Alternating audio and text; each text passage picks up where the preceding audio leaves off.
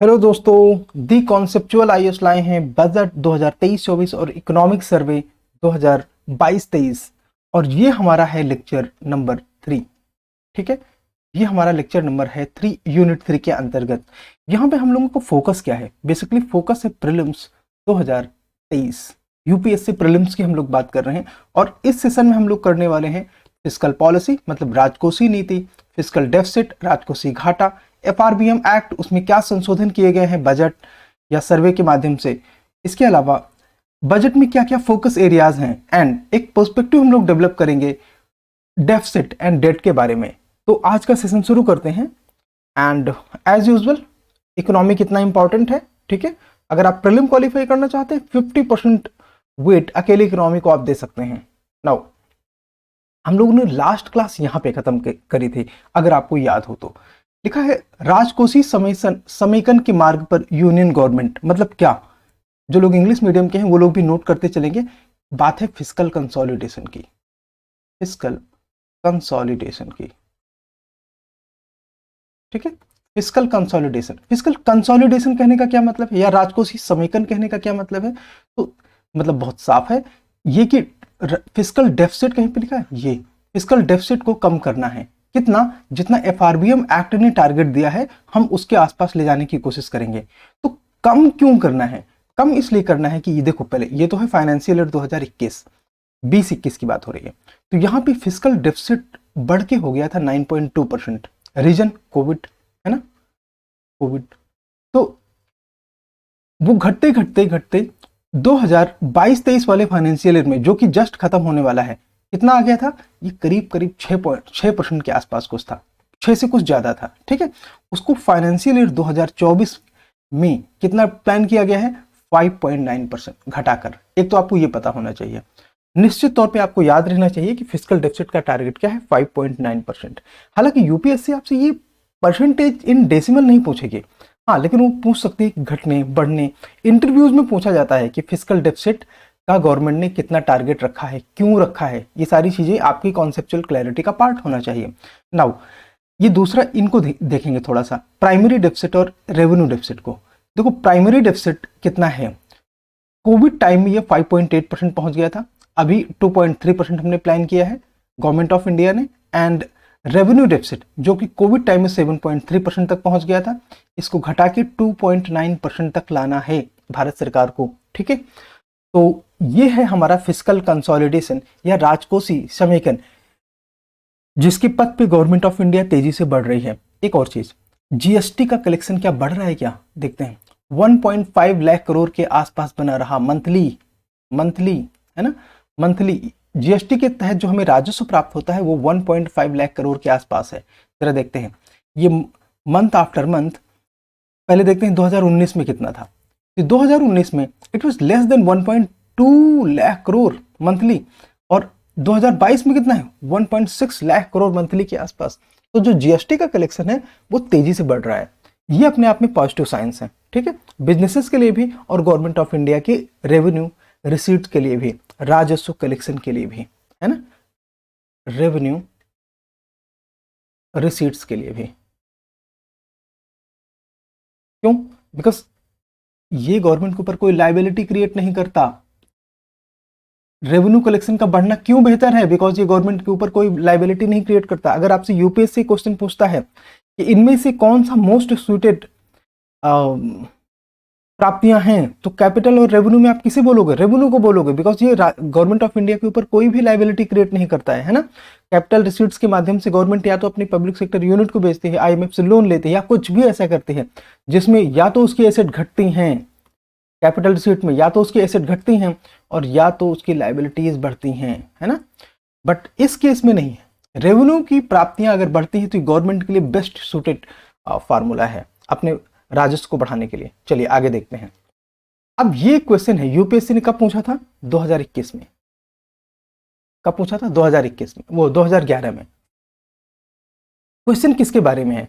निम्नलिखित में से कौन सा राजकोषीय प्रोत्साहन का उचित वर्णन करता है? मतलब फिस्कल स्टिमुलस का कौन सबसे सूटेड एक्सप्लेनेशन है? देखते हैं। तो जब भी देखिए आप बात हो रही है फिस्कल स्टिमुलस की, मतलब राजकोषीय प्रोत्साहन, मतलब कि गवर्नमेंट अपने टैक्सेस में कमी करेगी। इसका सिंपल अगर हम टेक्निकल लैंग्वेज में जाएंगे तो इसका मतलब ये होता है कि गवर्नमेंट अपने टैक्सेस को कम करेगी, एक्सपेंडिचर को बढ़ाएगी, खर्चे को बढ़ाएगी, जिससे जनता ज़्यादा से ज़्यादा आर्थिक गतिविधियों में पार्टिसिपेट करेगी, पीपल पार्टिसिपेशन बढ़ेगा, फिर इकोनॉमिक एक्टिविटीज बढ़ेंगी। ये समझ लिया ना? आप देखते हैं इसको। हाँ, तेजी से आर्थिक विकास के कारण मांग में वृद्धि को पूरा करने के लिए, वस्तुओं की आपूर्ति को सुनिश्चित करने के लिए विनिर्माण क्षेत्र में सरकार द्वारा एक बड़ा निवेश। देखो, क्या इससे फिस्कल स्टिमुलस हो सकता है? हाँ, इससे फिस्कल स्टिमुलस हो सकता है। हम ये नहीं कह सकते कि ये स्टेटमेंट पूरी तरह से गलत है, तो इसको हमको एग्जामिन करने के लिए छोड़ना पड़ेगा। दूसरा, यह देश में आर्थिक गतिविधि को बढ़ावा देने के लिए सरकार की गहन सकारात्मक कार्रवाई है। इस पे भी हम लोग विचार करेंगे। अधिक खाद्य उत्पादन को बढ़ावा देने के लिए, मुद्रास्फीति को नियंत्रित करने के लिए, कृषि और संबद्ध क्षेत्रों में ऋण वितरण सुनिश्चित करने के लिए वित्तीय संस्थानों पर सरकार की गहन कार्रवाई। इसको चेक करेंगे, है ना? क्योंकि अगर आप एग्रीकल्चर सेक्टर में एक्सपेंडिचर को बढ़ाते हैं तो उससे फिस्कल स्टिमुलस तो होता है। नाउ हाँ, फाइनेंशियल इंक्लूजन की अपनी नीति को, यानी कि वित्तीय समावेशन मतलब फाइनेंशियल इंक्लूजन की अपनी नीति को आगे बढ़ाने के लिए सरकार द्वारा यह अत्यधिक सकारात्मक कार्रवाई है। तो क्या फाइनेंशियल इंक्लूजन के प्रयास से फिस्कल स्टिमुलस हो सकता है? हम ये तो नहीं कह सकते कि नहीं हो सकता, पॉसिबल तो है। मतलब ये इसके क्या सारे स्टेटमेंट सही हो सकते हैं? जरा देखते हैं। अब फिर से क्वेश्चन पे आते हैं और देखते हैं क्या क्वेश्चन क्या है। बेसिकली क्वेश्चन बात कर रहा है फिस्कल स्टिमुलस की, मतलब किस तरह से गवर्नमेंट हमने बोला कि टैक्सेस को कम करेगी, एक्सपेंडिचर को बढ़ाएगी, पीपल का इकोनॉमिक पार्टिसिपेशन अपने आप बढ़ेगा और इकोनॉमिक एक्टिविटीज प्रमोट होंगी। ये इन जनरल है। अब जरा ध्यान दो, तेजी से आर्थिक विकास के कारण मांग में वृद्धि और पूर्ति, तो ये डिमांड एंड सप्लाई के बारे में बात है ना? Demand and supply fiscal consolidation करेगा कि नहीं करेगा, we don't know. Sorry, fiscal stimulus करेगा कि नहीं करेगा, वी डोंट नो। कर सकता है, करने के चांसेस बहुत ज्यादा हैं, बट ये अपने आप में क्या ओवरऑल फिस्कल पॉलिसी को इंप्रूव करेगा या कुछ सेक्टर स्पेसिफिक है? जैसे ये डिमांड एंड सप्लाई पे बेस्ड है तो ये मार्केट एक्टिविटीज को बढ़ाएगा, but there are many other activities, है ना? जैसे कि एग्रीकल्चर में विनिर्माण का क्या रोल होगा? तो ये अपने आप में इसे कंप्लीट पिक्चर पेश नहीं करता। दूसरा, चलो नीचे शुरू करते हैं। वित्तीय समावेशन की अपनी नीति को, अब देखो फाइनेंशियल इंक्लूजन के लिए निश्चित है गवर्नमेंट को अपने एक्सपेंडिचर बढ़ाने पड़ते हैं, पॉलिसीज को प्रमोट करना पड़ता है, बैंकिंग पेनिट्रेशन गांव-गांव तक ले जाना पड़ता है, लेकिन उससे भी क्या फिस्कल स्टिमुलस होगा? हो सकता है, बट होगा इस बात की कोई अपने आप में एक समुचित पिक्चर इसमें से नहीं आता है, एक कंप्लीट पिक्चर नहीं आता है, जिसकी वजह से सकारात्मक कार्रवाई होने के बावजूद भी हम इसको एक्यूरेटली कह सकते हैं कि नहीं कह सकते। इसके लिए थोड़ा सा वेट एंड वॉच करेंगे, थोड़ा सा वेट करते हैं। ये CNB देख लेते हैं। अधिक खाद्य उत्पादन को बढ़ावा देने के लिए मुद्रास्फीति, अब देखो ये कृषि सेक्टर के बारे में है। कोविड के टाइम में कृषि सेक्टर की ग्रोथ अपने आप में अच्छी खासी थी, मोर देन 4%, और उससे पहले 2017-18 के टाइम में 6% से भी ज्यादा थी। तो क्या इससे फिस्कल स्टिमुलस हुआ? उत्तर है नहीं, क्योंकि 1 या 2 या 3 सेक्टर के ग्रो होने से ओवरऑल फिस्कल सिचुएशन को हम स्टिमुलेटेड है ऐसा नहीं बोल सकते। भी देखते हैं, यह देश में आर्थिक गतिविधि को बढ़ावा देने के लिए सरकार की गहन सकारात्मक कार्रवाई है। देखो अब इसमें चूंकि टारगेट ही आपको बता रहा है कि आर्थिक गतिविधि को बढ़ावा देने के लिए, हमने इस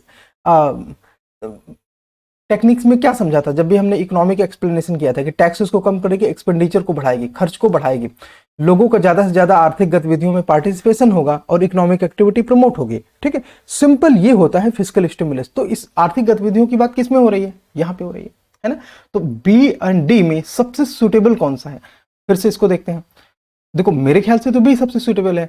वित्तीय समावेशन की अपनी नीति को आगे बढ़ाने के लिए सरकार द्वारा अत्यधिक सकारात्मक कार्रवाई। देखो ये ना समावेशन की बात कर रहा है, इंक्लूजन की बात कर रहा है। इंक्लूजन का मतलब ये है कि गवर्नमेंट डाउन ट्रोडन सेक्शन को भी इकोनॉमिक एक्टिविटीज में पार्टिसिपेट करवाएगी, बट इससे ये सिद्ध नहीं होता कि इकोनॉमिक एक्टिविटी वाइड स्केल पे अमाउंट वाइज प्रमोट होगा कि नहीं होगा, है ना? तो इसलिए B के साथ जाना सबसे सुटेबल ऑप्शन होगा यहाँ पे, इसके साथ ये B। ठीक है, B इसके साथ। चलिए इसको देखेंगे। उससे पहले हम लोग समझ लेते हैं कि आखिर फिस्कल पॉलिसी में फिस्कल स्टिमुलस जैसी चीज होती क्या है ना। तो ये पार्ट है फिस्कल पॉलिसी का, ये पार्ट है अपने आप में फिस्कल पॉलिसी का। राजकोषीय नीति यानी कि फिस्कल पॉलिसी वह साधन है जिससे, यहां देखते हैं, हाँ, फिस्कल पॉलिसी वह साधन है जिसके द्वारा सरकार किसी देश की अर्थव्यवस्था की निगरानी और इन्फ्लुएंस करता है। मतलब फिस्कल पॉलिसी यानी कि राजकोषीय नीति वह साधन है जिसके द्वारा गवर्नमेंट अर्थव्यवस्था को मॉनिटर करती है, अर्थव्यवस्था पर निगरानी रखती है और अपने इन्फ्लुएंसेस करती है। मतलब ये कि खर्च के स्तर को और कर की दरों को एडजस्ट करती है। जैसे मैंने बोला था कि अगर गवर्नमेंट फिस्कल पॉलिसी को स्टिमुलेट करना चाहती है, यानी कि बढ़ावा देना चाहती है, ठीक है, बढ़ावा देना चाहती है, प्रमोट करना चाहती है, स्टिमुलेट करना मतलब बढ़ावा देना होता है, स्टिमुलेट करना चाहती है, तो ऐसी कंडीशन पर वो अपने टैक्सेस को कम करेगी। टैक्स कम रहेगा, लोगों के पास पैसा ज्यादा रहेगा, है ना, लोगों के पास, पीपल के पास पैसा ज्यादा रहेगा। दूसरा, गवर्नमेंट अपने एक्सपेंडिचर को बढ़ाएगी। एक्सपेंडिचर को बढ़ाने के लिए उसे कई सारे मेजर्स लेने पड़ेंगे, जैसे पीएम किसान के माध्यम से गवर्नमेंट किसानों के हाथ में पैसा देती है, या एग्रीकल्चर में कॉस्ट ऑफ प्रोडक्शन को कम करने के लिए इलेक्ट्रिसिटी फ्री देती है, या बहुत सारी स्कीम्स के माध्यम से, उज्ज्वला स्कीम्स के माध्यम से गवर्नमेंट सब्सिडी का अमाउंट बढ़ा देती है। ऐसा कुछ भी करती है तो गवर्नमेंट के खर्च बढ़ते हैं और जनता पे इसका बोझ कम होता है, पीपल पे इसका बर्डन कम होता है, जिससे पीपल के हाथ में ज्यादा पैसे होते हैं, है ना, पीपल के हाथ में ज्यादा मनी होता है, तो पीपल उसे अलग अलग जगह खर्च कर सकते हैं, जिसको हम लोग बोलते हैं फिस्कल स्टिमुलेट या एक्सपेंशनरी मॉनेटरी पॉलिसी। अब आपने समझा कि एक्सपेंशनरी मॉनेटरी पॉलिसी क्या होता है। अब अगर इसका ठीक उल्टा कर दिया जाए तो उसे हम बोलेंगे कॉन्ट्रैक्शनरी मॉनेटरी पॉलिसी, जो कि हम अगली स्लाइड में पढ़ेंगे। फिलहाल हम ये देखने की कोशिश करते हैं कि आखिर गवर्नमेंट ये जो फिस्कल पॉलिसी बनाती है, वो चाहे विस्तारवादी हो, चाहे वो अविस्तारवादी हो, या कॉन्ट्रैक्शनरी हो, है ना, कॉन्ट्रैक्शनरी हो, इन दोनों में आखिर ये बनाती क्यों है। तो इसके लिए हमें समझना होगा कि राजकोषीय नीति के प्रमुख उद्देश्य क्या हैं। ठीक है, राजकोषीय नीति के प्रमुख उद्देश्य क्या हैं।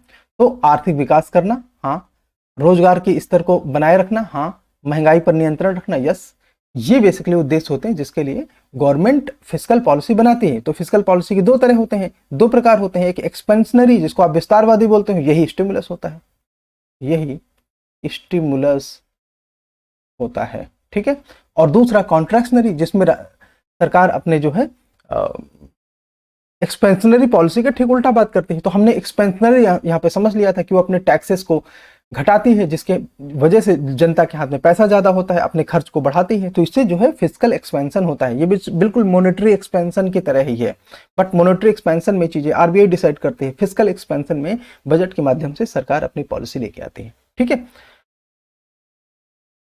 हाँ, अच्छा, इसको पंप प्राइमिंग के तौर पे भी जाना जाता है। पंप प्राइमिंग मतलब पैसा पंप करना, मतलब जब गवर्नमेंट अपने खर्च को बढ़ाती है ना, तो पैसा कहाँ जाता है, पैसा गवर्नमेंट के पास से जब गवर्नमेंट एक्सपेंशनरी पॉलिसी यूज करती है तो इसको पंप प्राइमिंग भी बोलते हैं। क्यों, मनी जाता है कहाँ पे, गवर्नमेंट से पीपल के पास, ठीक है, पीपल के पास पैसा ज्यादा रहेगा। जैसे मान लो, कैसे हमने बोला अभी टैक्स कम करेंगे, मान लो मेरी इनकम साल की है 100 रुपए, अब गवर्नमेंट इस पर 10% टैक्स लेती है, ठीक है। अगर गवर्नमेंट अपना टैक्स का अमाउंट कम करके 5% कर दे, तो जब 10% गवर्नमेंट लेती है तो मेरे पास 100 में से घट के 90 बचता है। जब 5% कर देगी तो मेरे पास 95 बचेंगे, मतलब मेरे पास 5 रुपए ज्यादा होंगे, तो मैं इसको ज्यादा कहीं खर्च कर सकता हूँ।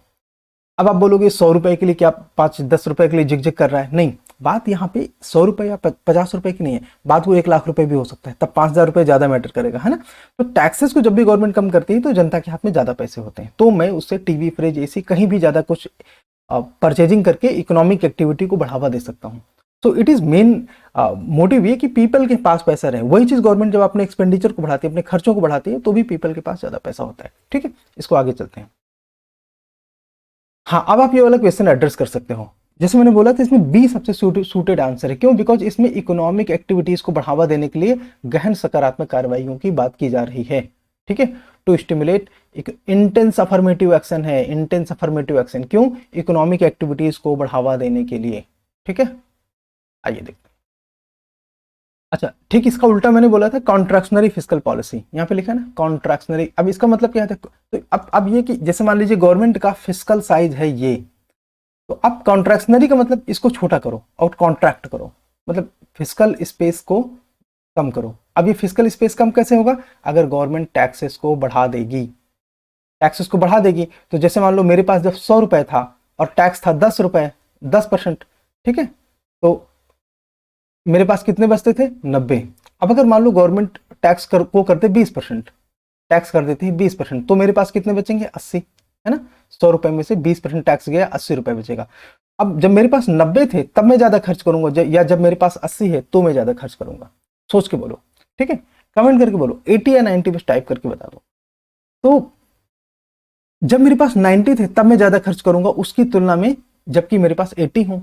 तो इसके माध्यम से गवर्नमेंट जब अपने टैक्सेस को बढ़ा देती है तो इसको हम बोलते हैं संकुचनकारी।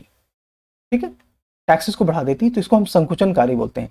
जिससे अच्छा, इसका एक दूसरा और मेजर क्या है? गवर्नमेंट अपने खर्च को कम कर दे, गवर्नमेंट अपने खर्च को कम कर दे, मतलब ये कि अपने एक्सपेंडिचर को कम कर दे। जैसे मान लो उज्ज्वला का सिलेंडर है, उसमें गवर्नमेंट अगर 200 रुपए सब्सिडी दे रही है, एक उदाहरण ले लेते हैं, हालांकि तो अब कुछ कम हो गया, 200 रुपए सब्सिडी दे रही है, उसको घटाकर वो 100 रुपए कर दे, ठीक है, तो वो 100 रुपए का अतिरिक्त बर्डन हमारे ऊपर आया, है ना, जनता के ऊपर आया। तो जो हमारे पास 100 रुपए का बर्डन आया वो अब हम कहीं दूसरी और जगह खर्च नहीं कर सकते हैं। ठीक है, या गवर्नमेंट पीएम किसान के माध्यम से मान लीजिए अभी 6000 सालाना किसानों को दे रही है, ठीक है, मान लीजिए एक कट करके गवर्नमेंट कितना कर दे? 2000, तो किसानों को 4000 रुपये कम मिलेगा, और इस 4000 के लिए वो किसी पर डिपेंड हो जाएंगे, किसी से मांगेंगे अगर उनके पास अपना पैसा नहीं है तो। ठीक है, तो कुल मिला के ये कहने का मतलब है कि वो जो 4000 रुपये उनके पास एक्स्ट्रा आ रहे थे ना, जिसको कहीं खर्च कर पा रहे थे, चाहे बीज में, चाहे फर्टिलाइजर में, या किसी भी चीज़ के लिए, अपने घरेलू खर्च के लिए खर्च कर पा रहे थे, गवर्नमेंट ने ऐसा कुछ स्पेसिफाई नहीं किया है कि ये पैसा कहाँ खर्च करना है। ये किसानों को फाइनेंशियल सपोर्ट है, वो अपने हिसाब से खर्च कर सकते हैं। ठीक है, तो ये जो 4000 रुपये कम हो रहे हैं ना, तो ये किसानों पे बर्डन आएगा, तो किसान इसको कहीं और से मैनेज करेगा, कोई अपने खर्च और कम करेगा, तो इससे कॉन्ट्रैक्शन हो रहा है ना, संकुचन हो रहा है ना, तो इसी को हम बोलते हैं फिस्कल कॉन्ट्रैक्शनरी पॉलिसी। ठीक है, और दूसरा इसमें और क्या चीज़ है? खर्च को कम करती है, करों के स्तर को बढ़ाती है, तो इससे कुल मांग को कम करती है। जब लोगों के पास पैसा कम रहेगा तो मांग अपने आप में कम हो जाएगी, मांग कम हो जाती है। ठीक है, अच्छा, बूम एंड रिसेशन, ये थोड़ा सा नया है, इसको थोड़ा डिटेल में देख लेते हैं। जैसे हमने boom and recession monetary policy में पढ़ा था ना, याद है? चलो अगर नहीं याद है, हाँ, इस चैनल पे अभी वो वीडियोस नहीं है, मैं जल्दी से उनको अपलोड करूंगा ताकि आप लोग यहाँ पे भी उसको देख सकें। ठीक है, एंड उसकी एक ही चिंता नहीं करेंगे, सारे लेक्चर इसमें आएंगे, सारे, और सारे लेक्चर जल्दी आ जाएंगे, मतलब आप मार्च तक की बजट और इकोनॉमिक सर्वे वाले सारे लेक्चर खत्म हो जाएंगे इसी मार्च में। एंड वो मॉनेटरी एंड जीडीपी और नेशनल इनकम, वो सारी चीज़ें जो हैं हम साथ साथ लेते चलेंगे। ज़्यादा से ज़्यादा अप्रैल होगा, अप्रैल तक ही सारी चीज़ें इसमें आ जाएंगी। इकोनॉमी का एक एक लेक्चर अप्रैल एंड तक इसमें आ जाएगा। ठीक है, उसकी चिंता नहीं करेंगे आप लोग, बस इसमें छोटे छोटे नोट्स बनाते रहिए और उसको पढ़ते रहिए। जरा देखते हैं ये चीज़ क्या होती है, एक मिनट। हाँ, बूम एंड रिसेशन, देखो बिजनेस साइकिल के दो महत्वपूर्ण चरण होते हैं। जैसे मान लीजिए कोई इकोनॉमिक एक्टिविटी शुरू होती है, तो जैसे मान लेते हैं ये ग्राफ है ऐसे, ठीक है, अब जब इकोनॉमिक एक्टिविटी शुरू होती है ना, तो पहले तेजी से बूम करती है, मतलब ये परसेंटेज जीडीपी का जो ग्रोथ रेट है ना, तेजी से बढ़ रहा है। ठीक है, बढ़ती है, ऊपर जाती है, ऐसा इकोनॉमिक्स बिलीव करते हैं और ऐसा पाया भी गया है। फिर ये नीचे आती है, फिर ये धीरे से फिर ऊपर जाती है। ठीक है, फिर ये नीचे आती है थोड़ा सा, फिर ये ऊपर जाती है। जब आप नेट इफेक्ट देखोगे ना, मान लेते हैं ये है 2001, ये है 2010, और ये है 2020, और ये है 2030, ये है 2030। ठीक है, तो ये नीचे, फिर ये ऊपर, ऐसा। ठीक है ना, मतलब ये कि इकोनॉमिक ग्रोथ, तो ये होता है बूम, ये होता है रिसेशन, ये बूम, ये रिसेशन, ये बूम, इस तरह से मतलब ग्रोथ बढ़ती है, घटती है, बढ़ती है, घटती है, इस तरह से चलता रहता है। ये इसी को बिजनेस साइकिल कहते हैं। किसको? इतने पार्ट को एक साइकिल कहेंगे।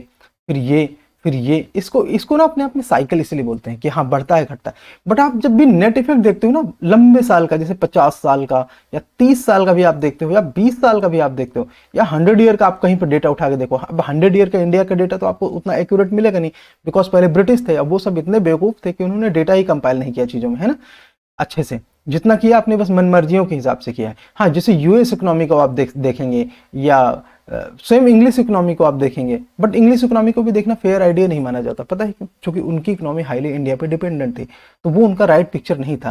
तो जितने वेस्टर्न यूरोपियन कंट्रीज है ना, ये ज्यादातर इन्होंने दूसरे देशों को, डेवलपिंग कंट्रीज जो आज हैं, इनको गुलाम बना रखा था। ऐसी कंडीशन पर इनकी इकोनॉमी को सही इकोनॉमी नहीं माना जाता। हाँ, यूएस को मान सकते हैं, बिकॉज यूएस इस तरह की पॉलिसीज में कहीं इंगेज नहीं था, उसका इकोनॉमिक ग्रोथ को आप ट्रू इकोनॉमिक ग्रोथ मान सकते हैं। तो अगर आप अमेरिका की इकोनॉमिक ग्रोथ देखेंगे लास्ट 100 ईयर में, तो आप ये पाएंगे ये साइकिल वहां पे आई है, मतलब बूम रिसेशन, बट उनका जो नेट इफेक्ट है ना, वो उनका जीडीपी साइज आज पहुंच के कितना हो गया है, 18 ट्रिलियन डॉलर के आसपास। तो यही चीज हमारा बताने का मतलब कि जीडीपी का नेट जो साइज है ना, वो बहुत तेजी से बढ़ता रहता है, बीच बीच में रिसेशन आते हैं तो वहां पे कम होता है, बट ओवरऑल 50 साल 100 साल का जब भी आप डेटा देखोगे तो वो बढ़ा हुआ आपको मिलेगा, ठीक है। तो ये हम बात क्यों कर रहे हैं, ये बात हम इसलिए कर रहे हैं, देखो जब तक आपको राइट पिक्चर नहीं पता होगा ना, तो आपको ये क्लियर ही नहीं होगा कि हम बूम रिसेशन में आखिर बात क्या करने वाले हैं। अब हमको ये चीज समझ में आ जाएगी आसानी से, कैसे, चलिए देखते हैं। बिजनेस साइकिल के दो महत्वपूर्ण चरण होते हैं, तेजी और मंदी, ठीक है। गहरी मंदी नहीं होने देना चाहिए और बूम को बड़ा विस्फोट नहीं बनने देना चाहिए। मतलब ये जो ग्रोथ है ना, ये अगर मॉडरेट है तो ज्यादा अच्छा है। ऐसा नहीं कि ग्रोथ में एक बार ऐसे हो फिर नीचे गिर जाए इकट्ठा, ऐसा नहीं। ये ग्रोथ ऐसे बढ़ती रहे तो सबसे आइडियल सिचुएशन है, धीरे धीरे बढ़ती रहे, घटे नहीं, ठीक है, ये सबसे अच्छी आइडियल सिचुएशन होती है। उसी तरह अगर मान लीजिए इकोनॉमी डाउन में चल रही है, थोड़ा नीचे भी चल रही है, तो वो इतनी बड़ी प्रॉब्लम नहीं है जितना कोविड टाइम में हुआ कि सीधे नीचे गिर गई। ऐसा नहीं होना चाहिए कि सीधे ये अच्छा नहीं है और ये भी अच्छा नहीं है, ये भी अच्छा नहीं है, ये ठीक है। ये वाली सिचुएशन है तो भी बहुत ज्यादा समस्या परेशानी वाली नहीं है, बिकॉज इसको आप कभी भी मॉडरेट मेंटेन कर सकते हो कि फिर से इकोनॉमिक ग्रोथ आ जाए ऐसे, ठीक है। समझ आया ना? अगर नहीं समझ में आए तो कमेंट करके बोलना कि ये वाला पार्ट नहीं समझ में आया, चाहे आप टाइमर मेंशन कर दो, टाइमिंग, या आप ये मेंशन कर दो कि ये वाला पॉइंट आपको समझ में नहीं आया, तो वो दोबारा एक्सप्लेन कर दिया जाएगा, जैसे तेजी या मंदी।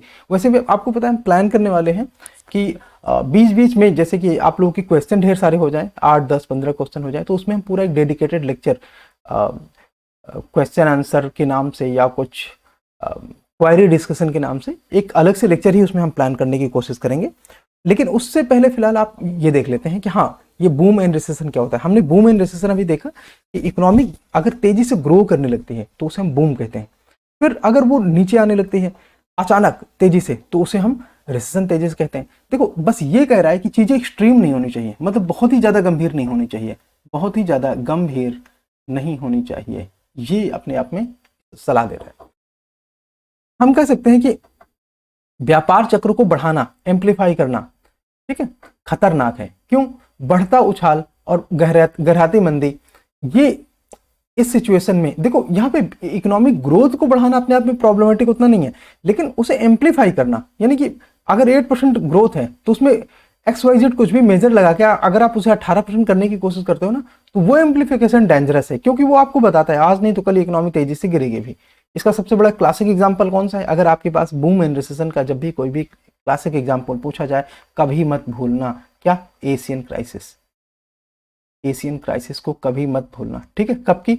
1997 से, ये करीब 2000 के आसपास रहा है, ठीक है। और दूसरा यूएस इकोनॉमी कब? 20वीं सदी की एकदम शुरुआत में, 20वीं सदी के, ये बल्कि 19वीं सदी के लास्ट में, यानी कि 1880-90 के आसपास से इकोनॉमिक ग्रोथ अमेरिका की बहुत अच्छी रही है। 1910-1920 के आसपास इकोनॉमिक ग्रोथ वहां पे बहुत तेज चल रही थी, और अचानक 1927 का साल आता है जब इकोनॉमी एकदम तेजी से कोलैप्स कर जाती है, और इसे ग्रेट इकोनॉमिक रिसेशन कहते हैं, स्लो डाउन कहते हैं, है ना, वैश्विक आर्थिक मंदी कहते हैं। इसके अलावा ये चीज और देखी गई थी 2007-8 में, जब यूएस में सब प्राइम क्राइसिस हुई थी, तब भी, ठीक है। हम लोग इन सारी चीजों को टाइम पे डिस्कस करते रहेंगे। अभी चूंकि हम बजट और इकोनॉमिक सर्वे कर रहे हैं, इन चीजों को बहुत ज्यादा जगह नहीं दे सकते फिलहाल, ठीक है। इनका भी एक सेपरेट सेक्शन होता है। हाँ, थोड़ा थोड़ा मैं आपको जरूर क्लिक करता रहता हूँ, सो दैट ये सारी चीजें आप कनेक्ट कर पाए। प्रीलिम में अगर आपकी ऐसे कोई स्टेटमेंट आते हैं तो इनको आप कनेक्ट कर पाएंगे, तो आपके एक्यूरेसी के चांसेस अपने आप में बहुत ज़्यादा बढ़ जाते हैं। सोचते होगे ना कि कभी कभी एक एक स्टेटमेंट कैसे बीच में आ जाता है जो कि आप सही नहीं कर पाते हो, उसके पीछे रीजन ये है कि वो सारी चीज़ें आप ना कनेक्ट नहीं कर पाते हो, तो आपका गलत होता है। अदरवाइज ये सारी चीज़ें ईजी हैं, बहुत कठिन नहीं है। ठीक है, देखते हैं। तो कैसे government in boom and recession को कंट्रोल करती है अपने हिसाब से। व्यापार चक्र के जवाब में सरकार टैक्स और एक्सपेंडिचर का उपयोग करते हुए व्यवहारिक रूप से राजकोषीय नीति में प्रतिक्रिया दो तरह से की जा सकती है, counter cyclical and pro cyclical. मतलब ये कि इन बूम एंड रिसेशन के माध्यम से सरकार का जवाब क्या होता है, इसके लिए सरकार का रेस्पॉन्स क्या होता है ना, रेस्पॉन्स क्या होता है, या ये कह लें सरकार की प्रतिक्रिया क्या होती है। ठीक है, ये इन शब्दों से यहाँ बहुत ज़्यादा मतलब नहीं है, क्योंकि हम यहाँ पे एक्शन की बात करने वाले हैं। तो एक तो तरीका होता है काउंटर साइक्लिकल, मतलब ये कि जब इकोनॉमी ग्रो कर रही हो, जरा ध्यान देना, मान लो ये एक ग्रोथ नॉर्मल हो सकती है ना, दूसरी एक ग्रोथ ऐसे हो सकती है। मतलब ये कि ये ग्रोथ अचानक ही कुछ ज़्यादा तेज है, गवर्नमेंट को लग सकता है ये ग्रोथ ना सस्टेनेबल नहीं है, मतलब ये कि ये तेजी से गिर जाएगी नीचे आने वाले टाइम में, तो गवर्नमेंट इसको प्रिवेंट करने के लिए काउंटर साइक्लिकल मेजर अपनाती है। मतलब प्रतिचक्रीय। अब चक्र कैसा है, चक्र तो इकोनॉमिक ग्रोथ का है, यानी ग्रोथ तेजी से बढ़ रहा है, तो गवर्नमेंट इसको काउंटर कर सकती है। काउंटर करने का मतलब इसके विपरीत प्लान कर सकती है कि इसको नीचे लाओ, कितना, जितना सस्टेनेबल हो, जितना टिकाऊ हो, ये वाली ग्रोथ अच्छी होती है ना। तो इस तरह से काउंटर साइक्लिकल मेजर इसको हम कहते हैं। मतलब ये कि बूम के चरण के दौरान प्रतिचक्रीय राजकोषीय नीति सरकारी व्यय को कम करके और करों के स्तर को बढ़ाकर कुल मांग को, उद्देश्य पूरा क्या है, कुल मांग को कम करने की कोशिश करती है। ठीक है, कितना, जितने में कि इकोनॉमी टिकाऊ स्तर पर आ जाए। जैसे मैंने बोला ना, ये वाली ग्रोथ आप अगर मान लो बोलते हैं कि ये 12% की ग्रोथ है, बट इकोनॉमी का टिकाऊ स्तर 8% है। ठीक है, कि इकोनॉमी 8% की, ये टिकाऊ स्तर कहने का क्या मतलब, टिकाऊ स्तर कहने का मतलब वो इकोनॉमिक ग्रोथ जिससे किसी भी इकोनॉमी में, किसी अर्थव्यवस्था में, अगर हम भारत की बात करें तो भारत की अर्थव्यवस्था को उसको मेंटेन रखा जा सके लंबे समय तक। ऐसा नहीं कि हम 1 साल तक 2 साल तक तो 12% की ग्रोथ लाते हैं, फिर वो अचानक माइनस में 2% आ जाए, है ना। तो उससे जो है जनता की लाइफ स्टाइल में बहुत ज़्यादा दिक्कतें आती हैं, और गवर्नमेंट के लिए भी बड़ा रिस्क रहता है इन्फ्लेशन को मैनेज करना, फिर डिफ्लेशन को मैनेज करना। ठीक है, चलिए आइए देखते हैं मंदी के चरण के दौरान। अब जब मंदी है मतलब इकोनॉमिक ग्रोथ ऐसे चल रही है, ठीक है, गिर रही है, तो गवर्नमेंट इसको काउंटर करेगी। काउंटर कैसे करेगी, इस गिरावट को गवर्नमेंट कोशिश करेगी कि उठाए, यानी कि इकोनॉमिक ग्रोथ बढ़ाए। तो मंदी जब होती है तो गवर्नमेंट इस समय अपने टैक्सेस को कम करेगी और एक्सपेंडिचर को बढ़ाएगी, सो दैट कि लोगों के हाथ में ज़्यादा पैसा हो, लोग ज़्यादा खर्च कर सकें, है ना, लोग ज़्यादा खर्च कर सकें। खर्च करेंगे तो ये मंदी अपने आप में कम होगी, जिससे कुल मांग बढ़ती है। डन।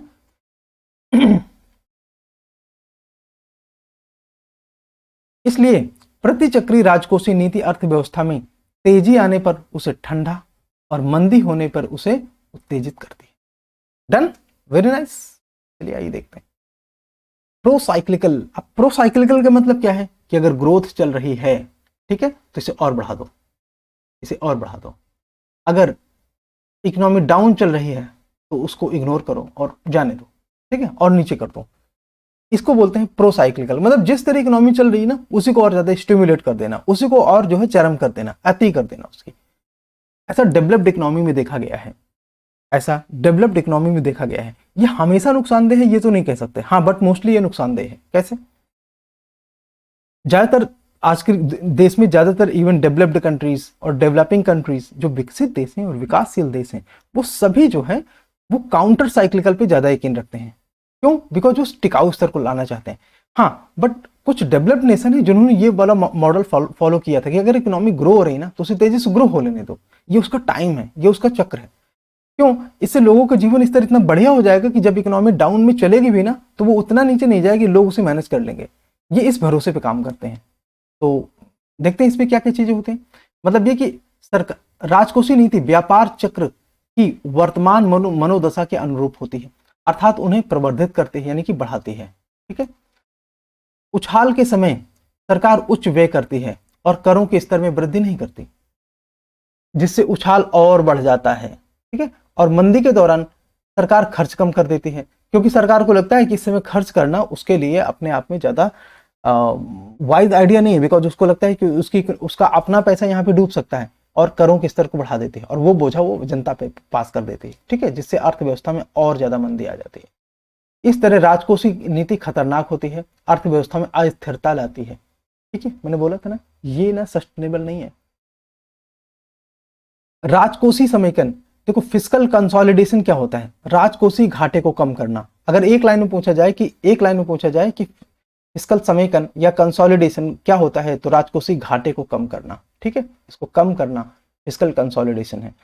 हाँ, अब आप ये बोलोगे क्या इसका प्रभाव ये हो सकता है कि रेवेन्यू डेफिसिट कम हो सकता है, प्राइमरी डेफिसिट कम हो सकता है, बट वो निश्चित हो ऐसे जरूरी नहीं है, ठीक है, बट कम हो सकता है, वो एक जनरल इंपैक्ट है but not a mandatory impact. यह सार्वजनिक ऋण को कम करके और राजस्व को बढ़ाने और फिजूल खर्ची को कम करने का ये एक प्रयास है, ठीक है। राजकोषीय उत्तरदायित्व, अब एक चीज समझते हैं, देखो हमने पहले ये समझ लिया कि हाँ ये फिस्कल कंसोलिडेशन पॉलिसी क्या है, मतलब राजकोषीय समेकन नीति क्या है। तो इसमें हमने ये समझना जरूरी है कि सरकार जो है अपने घाटे को कम करती है, जिसको आप फिस्कल डेफिसिट बोलते हो, राजकोषीय घाटा है ना, फिस्कल डेफिसिट बोलते हो, फिस्कल डेफिसिट। देखो हिंदी में तो सब लिखा है, थोड़े थोड़े इंग्लिश के टर्म आप साथ में लिखते चलो, उससे एक तो ये बात होगी कि आपकी इंग्लिश मजबूत हो जाएगी, दूसरा आपको द हिंदू समझ में आने लगेगा, हिंदी मीडियम खास तौर से, ठीक है, ध्यान दो, आपको द हिंदू समझ में आने लगेगा। और तीसरा एडवांटेज ये होगा, आपको पता है ना इंग्लिश का क्वालिफाइंग पेपर होता है यूपीएससी मेंस में, जिसके बगैर आप यूपीएससी मेंस कभी क्वालिफाई नहीं कर सकते। तो उस क्वालिफाइंग पेपर को क्वालिफाई करने के लिए आपको जनरल इंग्लिश का आइडिया होना चाहिए। तो क्या आप एक दिन में कभी इंग्लिश सीख लोगे क्या? नहीं, थोड़ा थोड़ा सीखते चलो ऐसे, है ना, कुछ इकोनॉमी में, कुछ पॉलिटी में, कुछ हिस्ट्री में, कुछ ज्योग्राफी में, सब में सीख लो, अपने आप आपकी इंग्लिश भी मजबूत हो जाएगी, क्वालिफाइंग पेपर आप क्वालिफाई कर लोगे। वो बहुत आसान नहीं होता। हिंदी मीडियम की पता है 10% से ज्यादा बच्चे इंग्लिश के क्वालिफाइंग पेपर में हर साल फेल होते हैं, हर साल। एक साल तो 19% तक फेल हुए थे। दी प्रिंट ने रिपोर्ट निकाला था कि हिंदी मीडियम के बच्चे कोलैप्स कर गए। और पता है 2013 का साल था, और कितना हिंदी मीडियम में जब हिंदी मीडियम के बच्चे जब क्वालिफाइंग पेपर में 19% के आसपास फेल हो गए, तो पता है कितने रिजल्ट आए थे उस साल?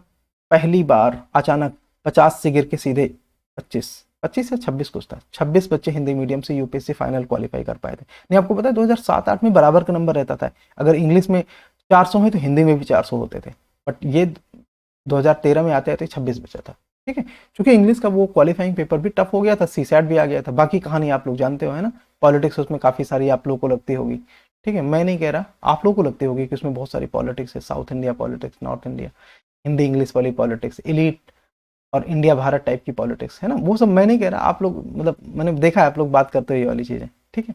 चलो अच्छा मेरे ऊपर बर्डन डाल दो, ओके, आगे देखते हैं इसको। राजकोषीय उत्तरदायित्व और budget management, FRBM, fiscal responsibility and budget management act कब आया? 2003 में। पहले तो आपको साल पता होना चाहिए, आया कब? 2003। अच्छा, इन चीजों की जरूरत क्या थी? एक कहानी है इसमें छोटी सी, ये देखो भारत एक ना डेमोक्रेसी है, तो डेमोक्रेसी में जब भी इलेक्शन वाले साल आने होते हैं तो गवर्नमेंट खूब खर्च करती है, टैक्सेस भी कम कर देती है। क्यों? क्योंकि उसको अगले साल इलेक्शन लड़ना है, जनता में एक सही परसेप्शन डेवलप करना है सरकार के लिए, ठीक है।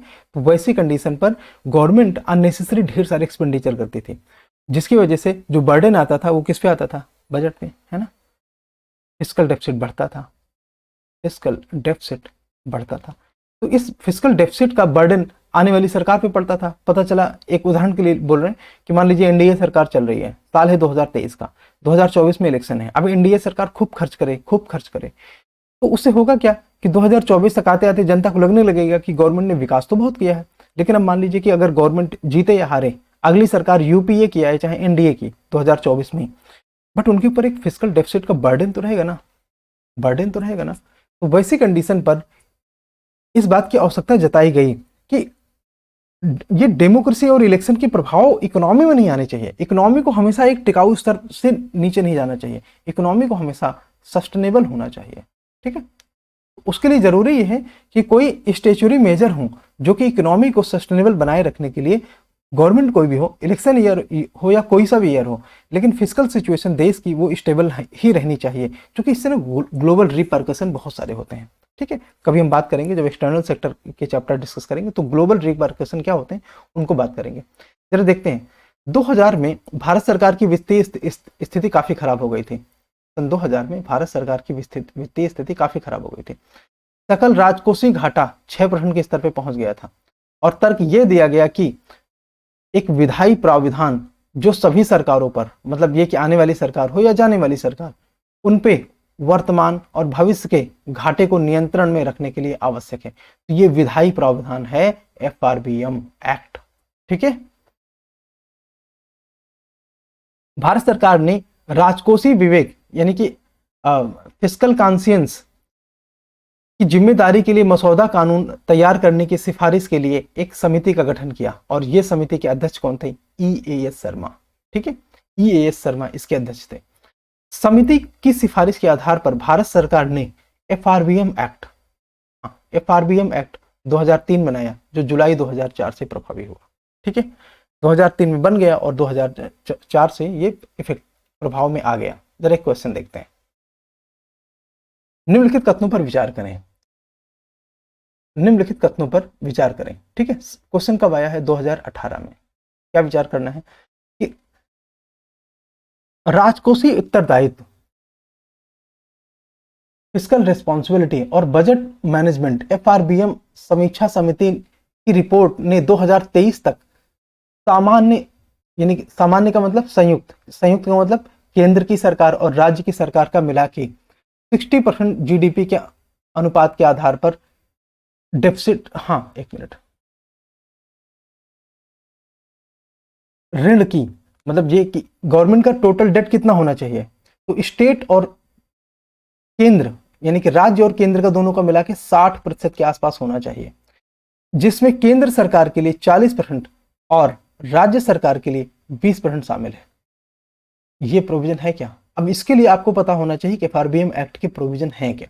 ठीक है, तब आप इस क्वेश्चन को एड्रेस कर पाओगे। क्वेश्चन पूछा कब गया था? 2018 में, ज्यादा पुरानी बात नहीं। राज्य सरकारों के सकल घरेलू उत्पाद के 49% की तुलना में केंद्र सरकार के पास सकल घरेलू उत्पाद का 21% दायित्व है नहीं। ठीक है, ऐसा नहीं है। और भारत के संविधान के अनुसार किसी भी राज्य के लिए केंद्र सरकार की सहमति लेना अनिवार्य है अगर राज्य के पास केंद्र सरकार के लिए बकाया देनदारियां हैं तो। बाद मतलब केंद्र, बकाया देनदारियां तो ये वाले पॉइंट आप तब कर पाओगे जब आपको FRBM एक्ट के प्रोविजन सही से पता होने चाहिए।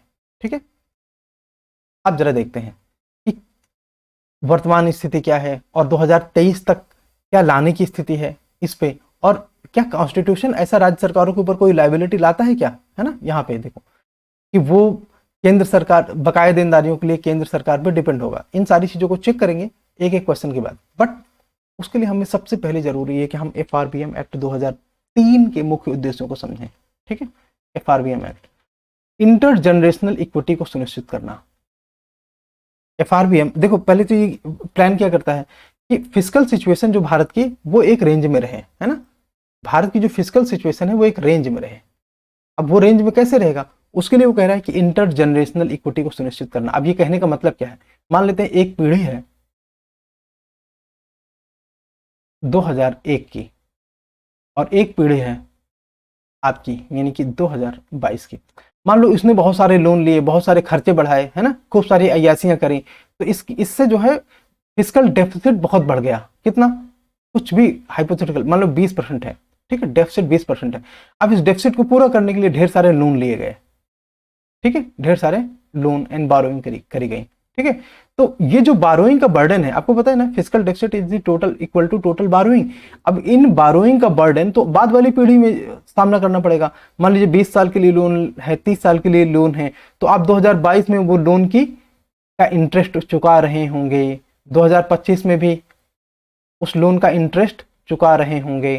ठीक है ना, 2000 अब मान लीजिए 30 साल के लिए अगर लोन लिए गए हैं तो 2030 में भी, तो मतलब मौज आपने की पुरानी पीढ़ी ने करी और बोझ आपके पर आ रहा है। ठीक है, तो ऐसा ना हो, इसको बोलते हैं इंटर जनरेशनल इक्विटी को सुनिश्चित करना। ठीक है, अत्यधिक व्यापक आर्थिक स्थिरता, अधिक व्यापक मैक्रो इकोनॉमिक स्टेबिलिटी की बात हो रही है कि आर्थिक स्थिरता को सुनिश्चित करना। इसका क्या मतलब है कि अचानक कोई भी डेफिसिट या डेट या इकोनॉमी में बूम या रिसेशन, कुछ भी मैक्रो इकोनॉमिक बात हो रही है ना, तो टोटल इकोनॉमी की बात हो गई, तो उसको स्टेबल बनाए रखना, मतलब उसको एक ऐसे रेंज में रखना जो गवर्नमेंट के लिए किसी भी समय मैनेज करना आसान हो। उपरोक्त दो उद्देश्यों को मोटे तौर पर निम्न प्रकार से प्राप्त किया जा सकता है। इन दो उद्देश्यों को कैसे प्राप्त किया जा सकता है? तो पर्याप्त आय अधिशेष, हमारे पास सरप्लस इनकम होनी चाहिए, ठीक है। मौद्रिक नीति, में राजकोषीय बाधाओं को दूर करना, ये जो मॉनेटरी पॉलिसी ना आरबीआई वाली, तो उसमें राजकोषीय नीति वाली बाधाओं को दूर करना, मतलब ऐसा नहीं कि किसी समय आरबीआई रेपो रेट को कम करके एक्सपेंशन करना चाहती है, बट गवर्नमेंट उसी समय कोई टाइट फिस्कल पॉलिसी ले ले। उस फिस्कल पॉलिसी को मॉनेटरी पॉलिसी के साथ कदम दर कदम साथ साथ चलना चाहिए। मतलब ये कि जो उद्देश्य मॉनेटरी पॉलिसी में दिखाए गए हैं वही उद्देश्य फिस्कल पॉलिसी में होना चाहिए। अगर एक विरोधाभासी स्थितियां बनी रहेंगी तो कोई एक का प्रभाव नहीं आएगा। मतलब ये कि monetary expansion and fiscal contraction होगा तो दोनों अपने आप में एक दूसरे को नलीफाई करेंगे, एक दूसरे के प्रभाव को कम करेंगे। मतलब ये कि अगर हमें अपने लंबे उद्देश्यों के आधार पर काम करना चाहिए और उसी के आधार पर आरबीआई को और गवर्नमेंट को अपनी फिस्कल पॉलिसी, आरबीआई को अपनी मॉनेटरी पॉलिसी को एक ही प्रकृति की रखनी चाहिए, जिससे कि एक जनरल ट्रेंड डेवलप किया जा सके फिस्कल स्टेबिलिटी के लिए। घाटे और उधारी को सीमित करो, जिससे कि इफेक्टिव डेट मैनेजमेंट करके ये काम किया जा सकता है कि गवर्नमेंट उतनी उधारी ना ले कि वो अगली पीढ़ी या उसके बाद वाली पीढ़ी पे उसका बर्डन आए, और उतने घाटे ना करे किसी पर्टिकुलर साल में कि उसका बोझा आ गया है। अब आप बोल सकते हो कि वर्तमान में तो 6% नहीं 9% तक फिस्कल डेफिसिट पहुंच गया था। देखो, कोविड अपने आप में एक एक्स्ट्रा ऑर्डिनरी मेजर है, ये बोझे तो हमको इस या अगली पीढ़ी को उठाने ही पड़ते हैं, ठीक है। तो इन मतलब ये तो अपने आप में एक एक्स्ट्रा ऑर्डिनरी सिचुएशन है। एक्स्ट्रा ऑर्डिनरी करने का मतलब ये कि एक एक्सेप्शनल सिचुएशन है जो कि हम में से किसी ने नहीं प्लान किया, ठीक है। तो अब इस समय सिर्फ गवर्नमेंट चीजों को स्टेबलाइज करने की कोशिश कर रही है, और उस स्टेबलाइजेशन की वजह से जो है गवर्नमेंट का ऋण कितना पहुंच गया आपको पता है ना। Total debt to GDP ratio कितना हो गया है? करीब 90% के आसपास हमारा डेट है, ठीक है। आगे देखते हैं एफआरबीएम एक्ट 2003 की महत्वपूर्ण विशेषताएं क्या है। तो सबसे पहले विशेषताएं केंद्र सरकार के लिए। केंद्र सरकार को 31 मार्च 2021 तक राजकोषीय घाटे के 3% तक सीमित करने का उचित उपाय था। अब ये याद रखना जरूरी नहीं, बिकॉज 2021 पार हो गया है और 3% वाला लक्ष्य चूक गए हैं कोविड की वजह से, है ना। इसको छोड़ देते हैं।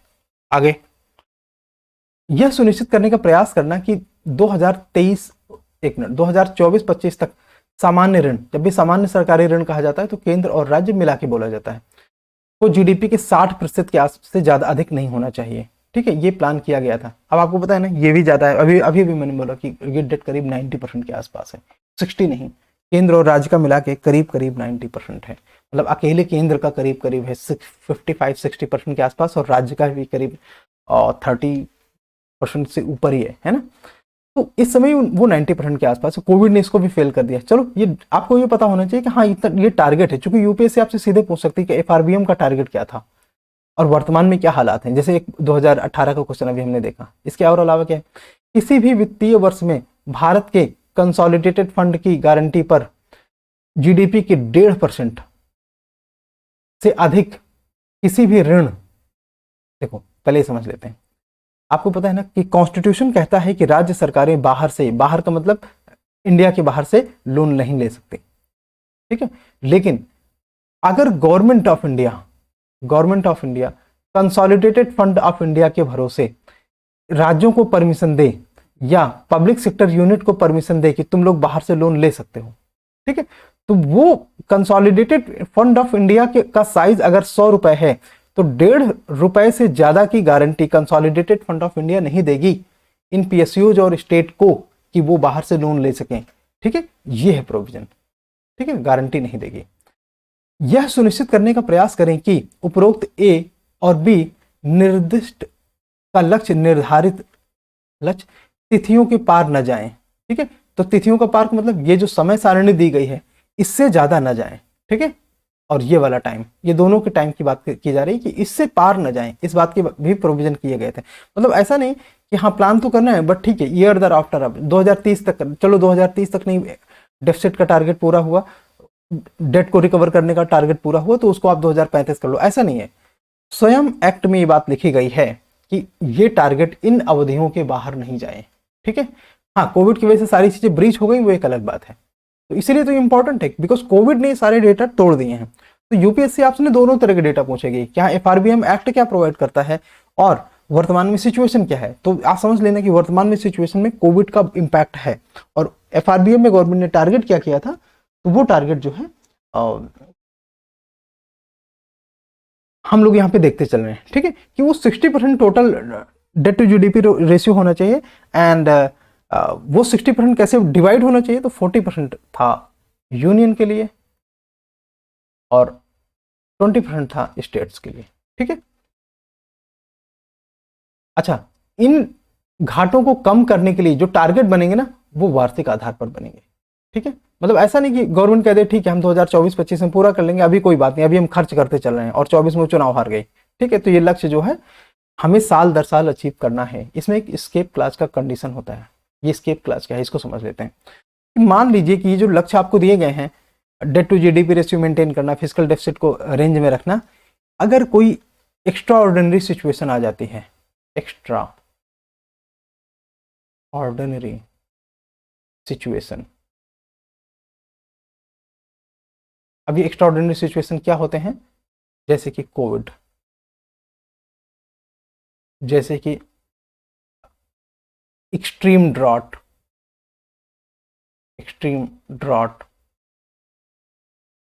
फ्लड, मतलब ऐसा कुछ जो देश की अर्थव्यवस्था को हिला के रख दे, ठीक है। ऐसा भी कुछ जो देश की अर्थव्यवस्था को हिला के रख दे, और उसे मानव के लिए नॉर्मली कंट्रोलेबल, मानव के कंट्रोल के बाहर की चीजें होनी चाहिए। नेचुरल डिजास्टर कोई बड़े स्केल का हो, कुछ भी ऐसा हो तो उस कंडीशन पर हम एफआरबीएम के लक्ष्यों से बंधे हुए नहीं हैं, एफआरबीएम के टारगेट से बाउंड नहीं हैं। इसी को बोलते हैं स्केप क्लॉज, CAPE, है ना, CLAUSE, स्केप क्लॉज इसी को बोलते हैं। मतलब कहने का ये कि गवर्नमेंट ऑफ इंडिया को नॉर्मली एफआरबीएम के टारगेट को पूरा करना है, लेकिन कोई अगर एक्स्ट्रा ऑर्डिनरी मेजर होता है, सिचुएशन आ जाती है, तो उस दौरान हम एफआरबीएम के टारगेट को थोड़ा बहुत लूज कर सकते हैं, उसे थोड़ा बहुत इग्नोर कर सकते हैं। क्या क्या चीजें इसके अंतर्गत आती हैं, राष्ट्रीय सुरक्षा का कोई मामला हो, युद्ध की कोई स्थिति हो, राष्ट्रीय आपदा, कृषि उत्पादन में गंभीर रूप से प्रभावित करने वाली कोई चीज हुई हो, जैसे ड्रॉट एंड फ्लड, अप्रत्याशित राजकोषीय निहितार्थों के साथ अर्थव्यवस्था में संरचनात्मक सुधार जरूरी हो, ठीक है। तो वैसी कंडीशन में हम स्केप क्लॉज का सहारा ले सकते हैं, और उपरोक्त खंड 2 यानी कि स्केप क्लॉज के तहत राजकोषीय घाटे के लक्ष्य का विचलन 1 वर्ष में %0.5 से अधिक ना हो। देखो, एफआरबीएम में ये तो कहा गया था कि अगर स्केप क्लॉज का हम यूज भी करते हैं, तो जो टारगेट है, जैसे मान लो किसी साल के लिए टारगेट है कि 3% हमें जो है से ज्यादा डेफिसिट नहीं रखना है, तो 3.5 तक हो जाए, है ना। वो कह रहा है 0.5 बढ़ सकता है बस, ठीक है। हालांकि कोविड ने तो सब चीजें एकदम बिगाड़ के रख दी, वो 9.7%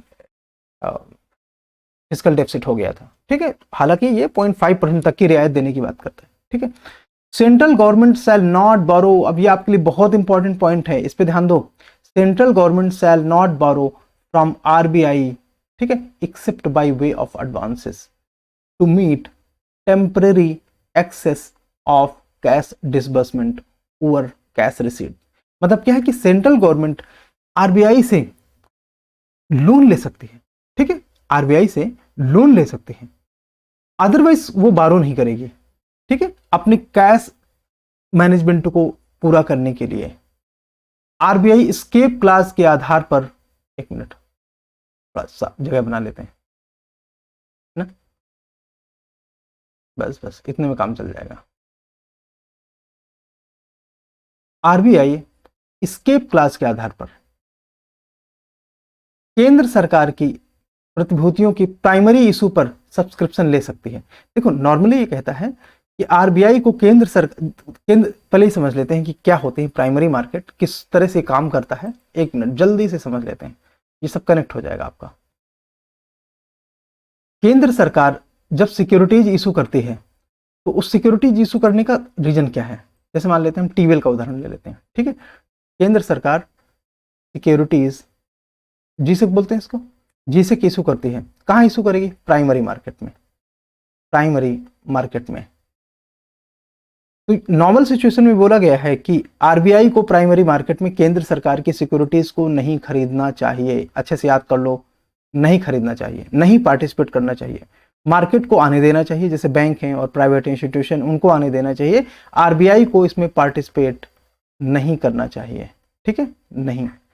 लेकिन अगर स्केप क्लाज वाली बात है, मतलब गवर्नमेंट ऑलरेडी किसी समस्या में है, अचानक किसी मतलब गवर्नमेंट के कंट्रोल के बाहर के किसी कारणों से इकोनॉमी में एक कोलैप्स आ जाता है, जैसे हमने अभी बात करी, युद्ध की स्थिति हो, कृषि उत्पादन में गंभीर रूप से कोई गिरावट आई हो, संरचनात्मक सुधार करना हो, या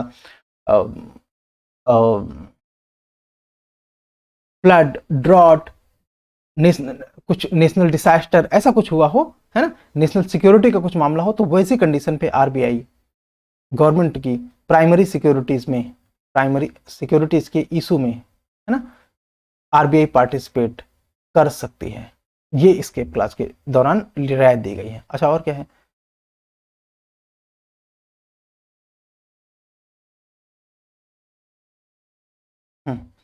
कि आरबीआई, आरबीआई, एक मिनट, आरबीआई यहां पे, आरबीआई सेकेंडरी मार्केट में सरकार की प्रतिभूतियां खरीद या बेच सकता है, प्राइमरी में नहीं। जैसे मान लीजिए आरबीआई के पास सिक्योरिटीज है, तो वो सेकेंडरी मार्केट, सेकेंडरी मार्केट क्या होता है? Stock market. प्राइमरी मार्केट क्या होता है? जहां पे सिक्योरिटीज इशू की जाती है। प्राइमरी मार्केट नाम का कोई बाजार नहीं होता, सेकेंडरी मार्केट है बेसिकली स्टॉक मार्केट। ठीक है, ये हम लोगों ने डिस्कस कर लिया है। अगर आपने नहीं देखा तो आप हमारे नाम के साथ ये वाले टॉपिक सर्च करोगे, आपको मिल जाएगा। ठीक है, यूट्यूब में राजकोषीय पारदर्शिता के कैसे सर्च करना है? आप टाइप करोगे कोई भी टॉपिक, आप इकोनॉमिक कुछ भी आप टाइप करो, जैसे मान लो आपको समझना है प्राइमरी मार्केट, ठीक है, लिखो प्राइमरी मार्केट,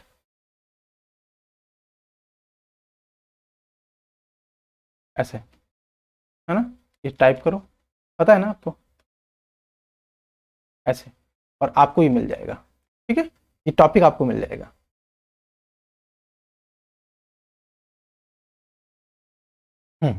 राजकोषीय पारदर्शिता के उपाय, मतलब ट्रांसपेरेंसी कैसे रखा जाए। आपको पता है ना, जब बजट बनता है तो उसमें कंप्लीटली सीक्रेसी रखी जाती है, ताकि बजट को कोई प्राइवेट पार्टी, अंबानी, अडानी या टाटा जैसे लोग उसको मैनिपुलेट ना कर सकें। ठीक है, तो उसमें प्रिवेसी रखी जाती है। लेकिन ये कह रहा है ट्रांसपेरेंसी रखने के क्या उपाय हैं, थोड़ा देख लेते हैं। केंद्र सरकार सार्वजनिक हित में अपने वित्तीय संचालन में अधिक से अधिक पारदर्शिता सुनिश्चित करने के लिए उपयुक्त उपाय करेगी। वार्षिक बजट की तैयारी में यथासंभव कम से कम गोपनीयता रखी जाए। मतलब देखो, गोपनीयता रखना जरूरी क्यों है? ताकि उसे कोई बाहरी फैक्टर कॉम्प्रोमाइज ना करवा सके, कोई बजट में कोई पॉलिसी को मैनिपुलेट ना कर सके जो पब्लिक इंटरेस्ट में हो। तो उतनी गोपनीयता तो रखनी है, लेकिन जहां तक संभव हो सके कि बजट के स्टैंडर्ड्स भी कॉम्प्रोमाइज ना हो और ट्रांसपेरेंसी भी रखी जाए। ठीक है, उन पे डिबेट, डिस्कशन, डिलिबरेशंस हों, है ना, ये दोनों चीजों का बैलेंस है बेसिकली। और वित्त मंत्री, ध्यान देते हैं, वित्त मंत्री अर्धवार्षिक आधार पर बजट के संबंध में प्राप्तियों और व्यय के रुझानों की समीक्षा करेंगे और ऐसी समीक्षाओं को संसद के दोनों सदनों के समक्ष रखेंगे। ठीक है, अर्धवार्षिक का मतलब क्या है? 6 महीने में एक बार, है ना, 6 महीने में एक बार ये कि बजट में क्या प्राप्तियां हैं, क्या व्यय हैं, उनके क्या रुझान हैं, इनको रखेंगे। अब आपको पता है ना, कम से कम साल में 2 बार हाउस का असेंबल होना जरूरी है, संसद में 2 बार कम से कम मीटिंग होना जरूरी है। तो जब अर्धवार्षिक तौर पे कहा जाए तो मतलब ये कि दोनों बार कम से कम, ये कि जो वित्त मंत्री हैं वो बजटरी सिचुएशन में क्या प्राप्तियां हैं, क्या एक्सपेंडिचर हैं, उनके लिए जरूर कोई न कोई मतलब जो रुझान है उनकी चर्चा जरूर करेगी। ऐसा नहीं कि वित्त मंत्री उसे इग्नोर करेंगे, ये इंश्योर करवाता है। Except as provided under this act, no deviation in meeting obligation cast on central government under this act shall be permissible without approval of parliament.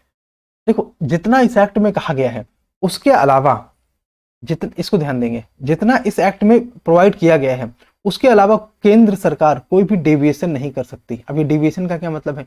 जैसे debt to GDP ratio, debt to GDP, ठीक है, fiscal deficit, एक तो ये है, दूसरा ये fiscal deficit, इस ये जितना इसमें प्रोवाइड करा गया है, ठीक है, फिस्कल डेफिसिट जितना इसमें प्रोवाइड करा गया एफआरबीएम में, उससे ज्यादा सरकार इसको डेविएट नहीं करेगी, मतलब उससे ज्यादा विचलन नहीं करेगी, उससे ज्यादा कमी नहीं कर सकती, ठीक है, कमी या अधिकता नहीं कर सकती है, except by the approval of parliament. मतलब अगर जैसे कि कोविड के बाद केंद्र सरकार ने 4.5% 2023-24 के लिए फिस्कल डेफिसिट का टारगेट रखा है, तो उसके लिए गवर्नमेंट को पार्लियामेंट से कानून बनाना पड़ा होगा, ठीक है, हाँ यही सत्य है, गवर्नमेंट को कानून बनाना पड़ा है, पार्लियामेंट से अथराइजेशन हो सकता है और कहीं से नहीं, ठीक है। अब आपको समझ में आया कि देश की अर्थव्यवस्था मतलब ऐसे कोई हल्के फुल्के प्रिंसिपल पे नहीं चल रही, छोटी छोटी चीजों के लिए केंद्र सरकार को सीधे लॉ बनाना पड़ता है, इसका मतलब ये चीजें छोटी नहीं है, गॉट द पॉइंट ना, ठीक है। 11, केंद्र सरकार इस एक्ट के प्रावधानों के अनुपालन की समीक्षा की जिम्मेदारी समय समय पर किसको, सीएजी को देगी, comptroller auditor general of India को देगी। केंद्र सरकार प्रत्येक वित्तीय वर्ष में संसद के दोनों सदनों के समक्ष बजट दस्तावेज के साथ राजकोषीय नीति के विवरण रखेगी। देखो बजट तो हम लोग हर साल लेके आते हैं ना 1 फरवरी को, साथ में राजकोषीय नीति का भी विवरण रखेगी। अब राजकोषीय नीति में क्या क्या चीजें होंगी इनको हम लोग ध्यान से देखते हैं, ठीक है। एक तो ये मीडियम टर्म की फिस्कल पॉलिसी, देखो आपको ना ये याद रहेगा कि हाँ राजकोषीय नीति का विवरण रखना है, टर्म आपको भूल सकता है, शॉर्ट टर्म के लिए, लॉन्ग टर्म के लिए नहीं, मीडियम टर्म के लिए, ठीक है।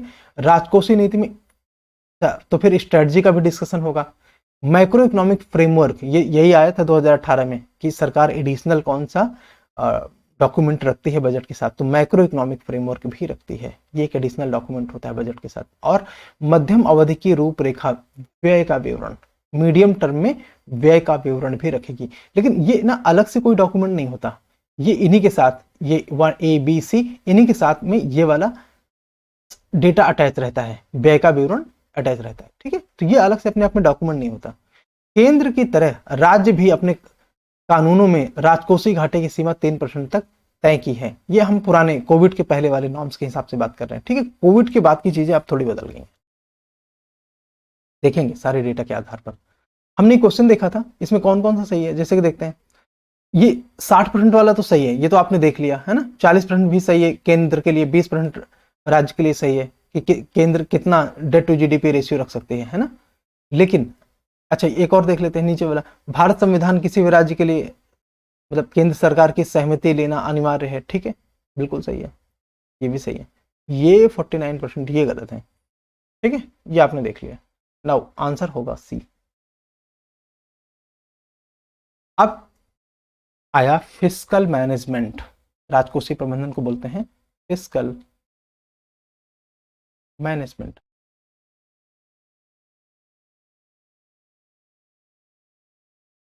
फिस्कल मैनेजमेंट राज्यों को, देखो ये ना इंपॉर्टेंट पॉइंट है, यूपीएससी सीधे सीधे पूछ सकता है कि 2022-23 के 23-24 के बजट में कौन से फिस्कल डिसीजन लिए गए हैं, केवल इतना पूछ ले, कौन सा फिस्कल डिसीजन लिया गया। चीजों को कठिन करना हो तो कौन कौन से डिसीजन राज्यों को समर्पित हैं, या किन किन डिसीजन के माध्यम से वो डेफिसिट को टारगेट कर रहा है, ठीक है। इस तरह से चीजें कठिन की जा सकती हैं। सरल क्वेश्चन ये होता है कि बजट में कौन कौन से फिस्कल डिसीजन लिए गए, बस सिर्फ इतना। तो देखो सबसे ऊपर ये कि राज्यों को 50 वर्ष तक ब्याज मुक्त ऋण दिया जाएगा, क्यों, पार्टी करने के लिए नहीं, ये जो ऋण होता है ये पूंजीगत व्यय के लिए, बिल्कुल इंपॉर्टेंट है, ये भूलना नहीं इसको, है ना, बहुत ज्यादा इंपॉर्टेंट है कि पूंजीगत व्यय के लिए 50 वर्षों तक राज्य, जैसे कि राज्य का मतलब उत्तर प्रदेश, मध्य प्रदेश, यूनियन गवर्नमेंट से 50 वर्ष तक के लिए ब्याज मुक्त ऋण लेंगे। एक पीछे पॉइंट याद है, इंटर जनरेशनल इक्विटी, ये उसको वायलेट कर रहा है ना। अगर ऋण आज लिया जाएगा 50 साल के बाद लिया जाएगा तो जो आपके बच्चे हैं ना उसके ब्याज भर, चलो ब्याज तो नहीं है लेकिन मूलधन तो भरना पड़ेगा ना, ठीक है। लेकिन ये कोविड का एक्सट्रीम सिचुएशन था, इसलिए इसको आप जायज मान सकते हैं। राज्यों को ऋण का आंशिक भाग वास्तविक पूंजी पर व्यय बढ़ाने की शर्त पर दिया जाएगा। यह रियल एसेट की बात है, ठीक है, ध्यान दो, रियल एसेट। अब रियल एसेट कौन से होते हैं, ये मैं ना एक अलग से लेक्चर, ये वाले लेक्चर शुरू कर देता हूँ जिनमें हम लोग बात करते हैं इकोनॉमिक फंडामेंटल्स की, real asset, financial asset, GDP, GNP, fixed capital, gross fixed capital, net fixed capital, वो सारी चीज़ें हम लोग आई थिंक उसको भी लेक्चर साथ में लेके आना चाहिए, तभी जो है ये सारे कॉन्सेप्ट आपके और ज़्यादा अच्छे से स्टैब्लिश होंगे। ठीक है, हम लेके आते हैं। रियल एसेट बेसिकली वो होता है जो यूनिवर्स में नॉर्मली जो अपने आप में आप समझिए कि ह्यूमन यूज़ के होते हैं, बस इसमें फाइनेंशियल एसेट को माइनस कर दिया जाता है। फाइनेंशियल एसेट कौन से होते हैं? तो फाइनेंशियल एसेट वो होते हैं जैसे कि बॉन्ड, इक्विटी, मनी। मतलब आप बॉन्ड को सीधे खा नहीं सकते, ना मनी को सीधे खा सकते हो, ना मनी को पहन सकते हो। मतलब रियल एसेट वो होते हैं ना जो आप जिनको डायरेक्ट उपयोग में ले सकते हो। गाड़ी, श्रम, खाने पीने की चीजें, ये सारी चीजें रियल एसेट हैं, इनको आप सीधे उपयोग में ले सकते हो। मनी को आप सीधे उपयोग में नहीं ले सकते, मनी के माध्यम से आप रियल एसेट खरीदते हो। नोट किया ना पॉइंट? तो खैर इसमें हम और ज्यादा डिस्कस करेंगे जब इसके लिए डेडिकेटेड चैप्टर लेके आएंगे। ठीक है, फिलहाल अभी ये देखते हैं। हाँ, राज्यों पे ये बाध्यता होगी कि वो वास्तविक पूंजी व्यय बढ़ाने के लिए इसका आंशिक हिस्सा, है ना, आंशिक भाग उपयोग करेंगे इस 50 वर्ष वाले ब्याज मुक्त ऋण का। ठीक है, और राज्यों के लिए याद कर लो, लिख लो, कुछ भी करो, लेकिन ये आपको पता होना चाहिए, राज्यों के लिए जीएसडीपी का है। जीएसडीपी मतलब स्टेट का जीडीपी, जीडीपी फॉर स्टेट, या इसको आप ये लिख सकते हो, gross state domestic product, GSDP, है ना। 3.5% रखा गया है लक्ष्य। ये जो 5% एडिशनल है ना, ये किसके लिए है? विद्युत क्षेत्र में राज्यों का ऋण बहुत ज्यादा है उसके लिए। राजकोषीय समीकरण, फिस्कल कंसोलिडेशन, कंसोलिडेशन।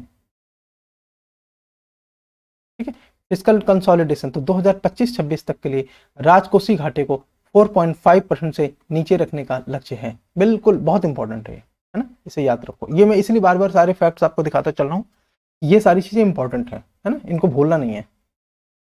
बजट 2021-22 की घोषणा के अनुसार एफआरबीएम में क्या संशोधन है? कितना इंपॉर्टेंट है? Very important.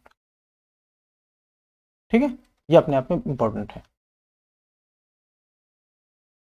2021-22 में क्या क्या परिवर्तन किए गए थे? तो कोविड महामारी के आलोक में बजट अनुमान 2021-22 में राजकोषीय घाटा करीब 6.8% था, सही था। और रिवाइज्ड एस्टिमेट में ये जीडीपी के 9.5% में आंका गया था। राजकोषीय समेकन, फिस्कल कंसोलिडेशन के पद पे जारी योजना 2025-26 तक सकल घरेलू उत्पाद का 4.5% से कम राजकोषीय घाटा रखने के स्तर को प्राप्त करना था। तो वही 4.5% अभी भी हमारा टारगेट है, यहाँ पे हमने देख लिया है ना। चलिए आगे देखते हैं। Perspective on debt and deficit. अब एक चीज देखो, एफआरबीएम एक्ट हो गया खत्म, आपने एफआरबीएम एक्ट पढ़ लिया है। अब ये है कि आखिर ये डेट या डेफिसिट का जनरल आइडिया क्या है, मतलब ये होना भी चाहिए कि नहीं होना चाहिए, तो कितना होना चाहिए या नहीं होना चाहिए, किन सिचुएशन में होना चाहिए। तो ये अपने आप में थोड़ा ना एनालिटिकल पार्ट है, एनालिटिकल पार्ट है। ये चीजें जो है बजट या सर्वे में आपको डायरेक्टली नहीं मिलेंगी, एनालिसिस है ये काम। एक बेसिकली एक मेंटोर को होता है कि वो आप लोगों के अंदर पर्सपेक्टिव डेवलप करे कि आखिर डेट या डेफिसिट होने चाहिए क्या या नहीं होने चाहिए। तो गवर्नमेंट ने 0 फिस्कल डेफिसिट का टारगेट क्यों नहीं रखा, है ना। तो ये पर्सपेक्टिव हम लोग समझने की कोशिश करेंगे। अब घाटे की मुख्य आलोचनाओं में एक ये है कि ये घाटा इन्फ्लेशनरी होता है, इम्पैक्ट मैंने बोला ना, एनालिटिकल है ये। कि जैसे कि घाटा कैसे होता है, केंद्र सरकार मान लीजिए अपने पब्लिक एक्सपेंडिचर के लिए मार्केट बारोइंग करती है, बाजार से लोन लेती है, बैंकों से लोन लेती है, आरबीआई से लोन लेती है, ठीक है, तो इसे मार्केट बारोइंग कहते हैं। एक्सटर्नल सेक्टर से भी, यानी कि वर्ल्ड बैंक और एशियन डेवलपमेंट बैंक इत्यादि से भी लोन ले सकती है। उसको फिर वो खर्च करेगी, है ना, गवर्नमेंट खर्च करेगी, और खर्च करेगी तो इससे लोगों के हाथ में पैसा ज्यादा हो गया ना, पीपल के हाथ में मनी बढ़ गया ना, और बढ़ गया तो ज्यादा खर्च करेंगे और ये इन्फ्लेशनरी होगा, मुद्रास्फीतिकारी होगा। ठीक है, इसका कारण यह है कि जब सरकार व्यय में वृद्धि करती है या करों में कटौती करती है तो कुल मांग में वृद्धि होती है। तो कुल मांग में वृद्धि होती है तो क्या आएगा? Demand pull inflation. ठीक है, इससे क्या आएगा? Demand pull inflation. ठीक है ना, चलते हैं।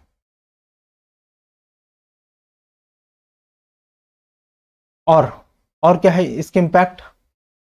हालांकि अगर अर्थव्यवस्था में अनयूटिलाइज्ड रिसोर्सेस हैं, जरा ये ना उसका एक एक्सेप्शन हो गया, देखो अगर अर्थव्यवस्था में अनयूटिलाइज्ड रिसोर्सेस हैं और मांग में कमी के कारण उत्पादन को रोक दिया गया है, तो वैसी कंडीशन पर उच्च राजकोषीय घाटा इन्फ्लेशनरी नहीं होता है। क्यों? बिकॉज वो मांग है मार्केट में, बस उसको रोक दिया गया है, वो उस मांग का पोटेंशियल है, उसको रोक दिया गया है। ठीक है, जब सरकार राजकोषीय घाटा उठाती है तो यहाँ पे जब सरकार राजकोषीय घाटा उठाती है तो वित्त घाटे के लिए बॉन्ड जारी करती है और निजी नागरिकों से उधार लेने का फैसला करती है ना। सरकार बॉन्ड जारी करती है और नागरिकों से उधार लेती है। ये बॉन्ड चूंकि जोखिम मुक्त है, इसलिए इसमें जनता तेजी से बॉन्ड खरीदती है और पैसा इन्वेस्ट करती है। ठीक है, सरकार को धन की उपलब्धता हो जाती है। ठीक है, तो इससे जो कॉर्पोरेट बॉन्ड होते हैं, कॉर्पोरेट बॉन्ड मतलब अंबानी अडानी और प्राइवेट सेक्टर के जो बॉन्ड होते हैं, वो compete नहीं कर पाते। और गवर्नमेंट का जो बॉन्ड है ये कंपटीशन को बढ़ा देता है, प्रतिस्पर्धा को बढ़ा देता है। गवर्नमेंट के बॉन्ड चूंकि गिल्ट एज बॉन्ड होते हैं, गिल्ट एज बॉन्ड होते हैं, मतलब इनमें कोई भी रिस्क नहीं होता, इसलिए प्राइवेट बॉन्ड इनके सामने एक तो इस वजह से हार जाते हैं क्योंकि प्राइवेट बॉन्ड में रिस्क होता है। दूसरा, प्राइवेट बॉन्ड्स के ऊपर एक कंपल्सन, एक दबाव आता है कि वो और ज्यादा लाभ दें, बॉन्ड में यील्ड रिटर्न और ज्यादा दें जनता को।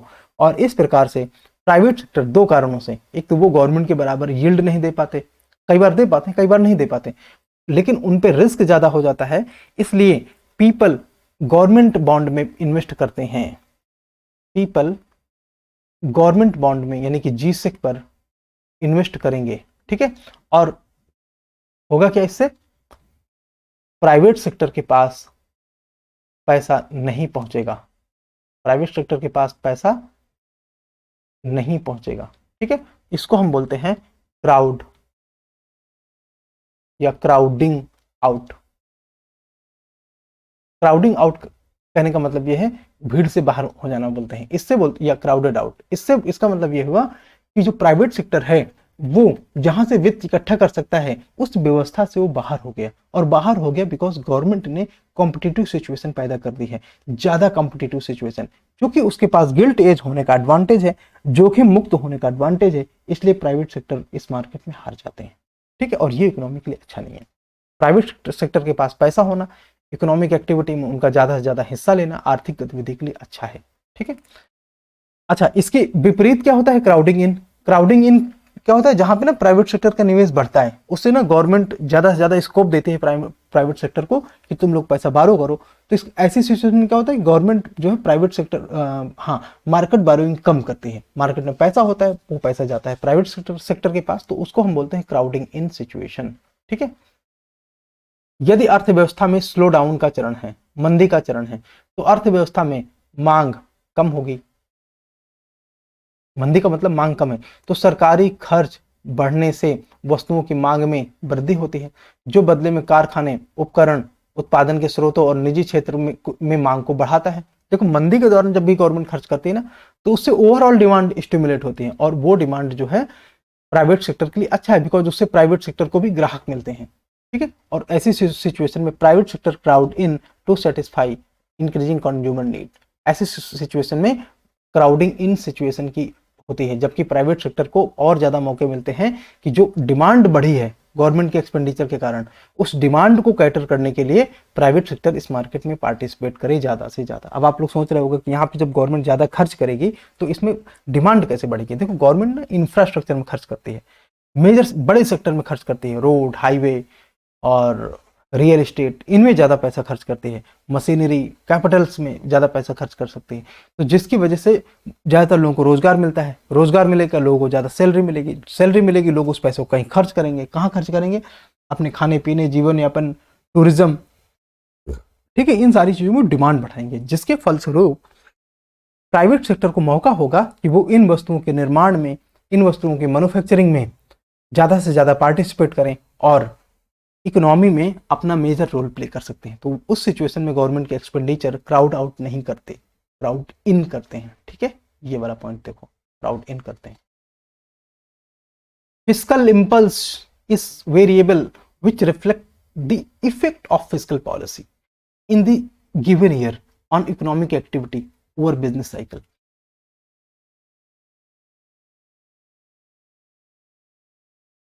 एक सेकेंड, मतलब कि जब गवर्नमेंट ऐसे एक्सपेंडिचर करती है तो ये इकोनॉमिक एक्टिविटी को बढ़ाती है, ठीक है, बिजनेस साइकिल में उस पर्टिकुलर ईयर के लिए। और साइक्लिकल एडजस्टेड डेफिसिट क्या होगा? देखो, ये साइक्लिकल एडजस्टेड डेफिसिट ना बजट डेफिसिट है, लेकिन ये किस तरह कॉज किया गया है? Slowing of economy rather than fiscal policy. तो जो साइक्लिकल एडजस्टेड डेफिसिट होता है ना, ये इसलिए होता है कि इकोनॉमी के साइकिल में ये बूम रिसेशन ये चल रहा है, ठीक है, इस वजह से साइक्लिकल एडजस्टेड डेफिसिट इस वजह से होता है। ये स्लोइंग ऑफ इकोनॉमी की वजह से होता है, ना कि फिस्कल पॉलिसी की वजह से। आउटपुट गैप क्या होता है? Output gap is an economic measure of difference between actual output of economy and it's potential output. अब जैसे मान के चलते हैं कि देखो, यहाँ पे आउटपुट का मतलब है जीडीपी, ठीक है। एक बात याद रखना, इकोनॉमी में जहां जहां जनरली आउटपुट लिखा गया है वो उसका मतलब वहां पे जीडीपी है, जनरली, ठीक है। जैसे कि मान लेते हैं कि 2015-16 के इकोनॉमिक सर्वे में, 2016 के इकोनॉमिक सर्वे में ये कहा गया था इंडिया का पोटेंशियल जीडीपी कितना है? पोटेंशियल जीडीपी होता क्या है? पोटेंशियल जीडीपी का मतलब एक जीडीपी ज्यादा से ज्यादा इतना ग्रो कर सकती है। कितना था? 10%, उससे ग्रो कर सकती है। तो ये ज्यादा से ज्यादा ग्रो करने का मतलब क्या है? 10 है ना। ज्यादा से ज्यादा मान लीजिए 4 फैक्टर्स ऑफ प्रोडक्शन कौन कौन से हैं? Capital, entrepreneur, labour and land. इनका फुल्ली यूटिलाइज किया जाए, पूरी एफिशिएंसी से यूटिलाइज किया जाए तो कितनी ग्रोथ आ सकती है? 10%, है ना। 2016 के 2015-16 के इकोनॉमिक सर्वे में आया था। और 2022-23 के इकोनॉमिक सर्वे में क्या आया है? 2022-23 के इकोनॉमिक सर्वे कहता है कि इंडिया का पोटेंशियल जीडीपी है 8%, मतलब कि इंडिया की जीडीपी 8% की दर से ग्रो हो सकती है। तो जो अब मान लीजिए 8% की दर से ग्रो हो सकती है, और ग्रो कितने में कर रही है? अगर मान लेते हैं 6% में, तो हमारा आउटपुट गैप कितना है? 2%। समझ आया ना? आउटपुट गैप कितना है? 2%। मतलब ये कि हम 8% से ग्रो कर सकते हैं और ग्रो कर रहे हैं 6%। तो आउटपुट गैप क्या है? कि पोटेंशियल आउटपुट हमारा जितना हो सकता है और एक्चुअल आउटपुट कितना है उसका अंतर है ये, ठीक है। Sources of deficit financing important. Sources of deficit financing, एक सेकेंड, ये डेटा है यहाँ पे, ये डेटा है बजट 2023-24 का, ठीक है। कि जो हमारा डेफिसिट है, उन डेफिसिट की हम पूर्ति कैसे कर रहे हैं, ठीक है। तो जरा देखते हैं, ये वाला लाइन देख पा रहे हो? ये ठीक है, ये हमारा मार्केट बारोइंग को दिखा रहा है। तो मार्केट बारोइंग लगातार बढ़ रहा है। कितना है इसमें? 12 लाख करोड़ के आसपास, 12 लाख करोड़ के आसपास मार्केट बारोइंग, ठीक है। 2021-22 से ये बढ़ता चला जा रहा है। 2023-24 के बजट एस्टिमेट के हिसाब से 12 लाख करोड़ के आसपास हमारा मार्केट बारोइंग है। अब इसमें सबसे ज्यादा क्या है?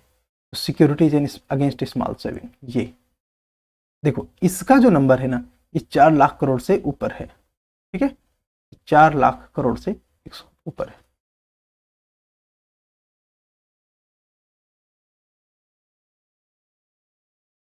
राज्यों को राहत, ये अब आपको पता है ना, कोविड सिचुएशन के बाद स्टेट्स को कई सारे रिलीफ मेजर दिया गया था।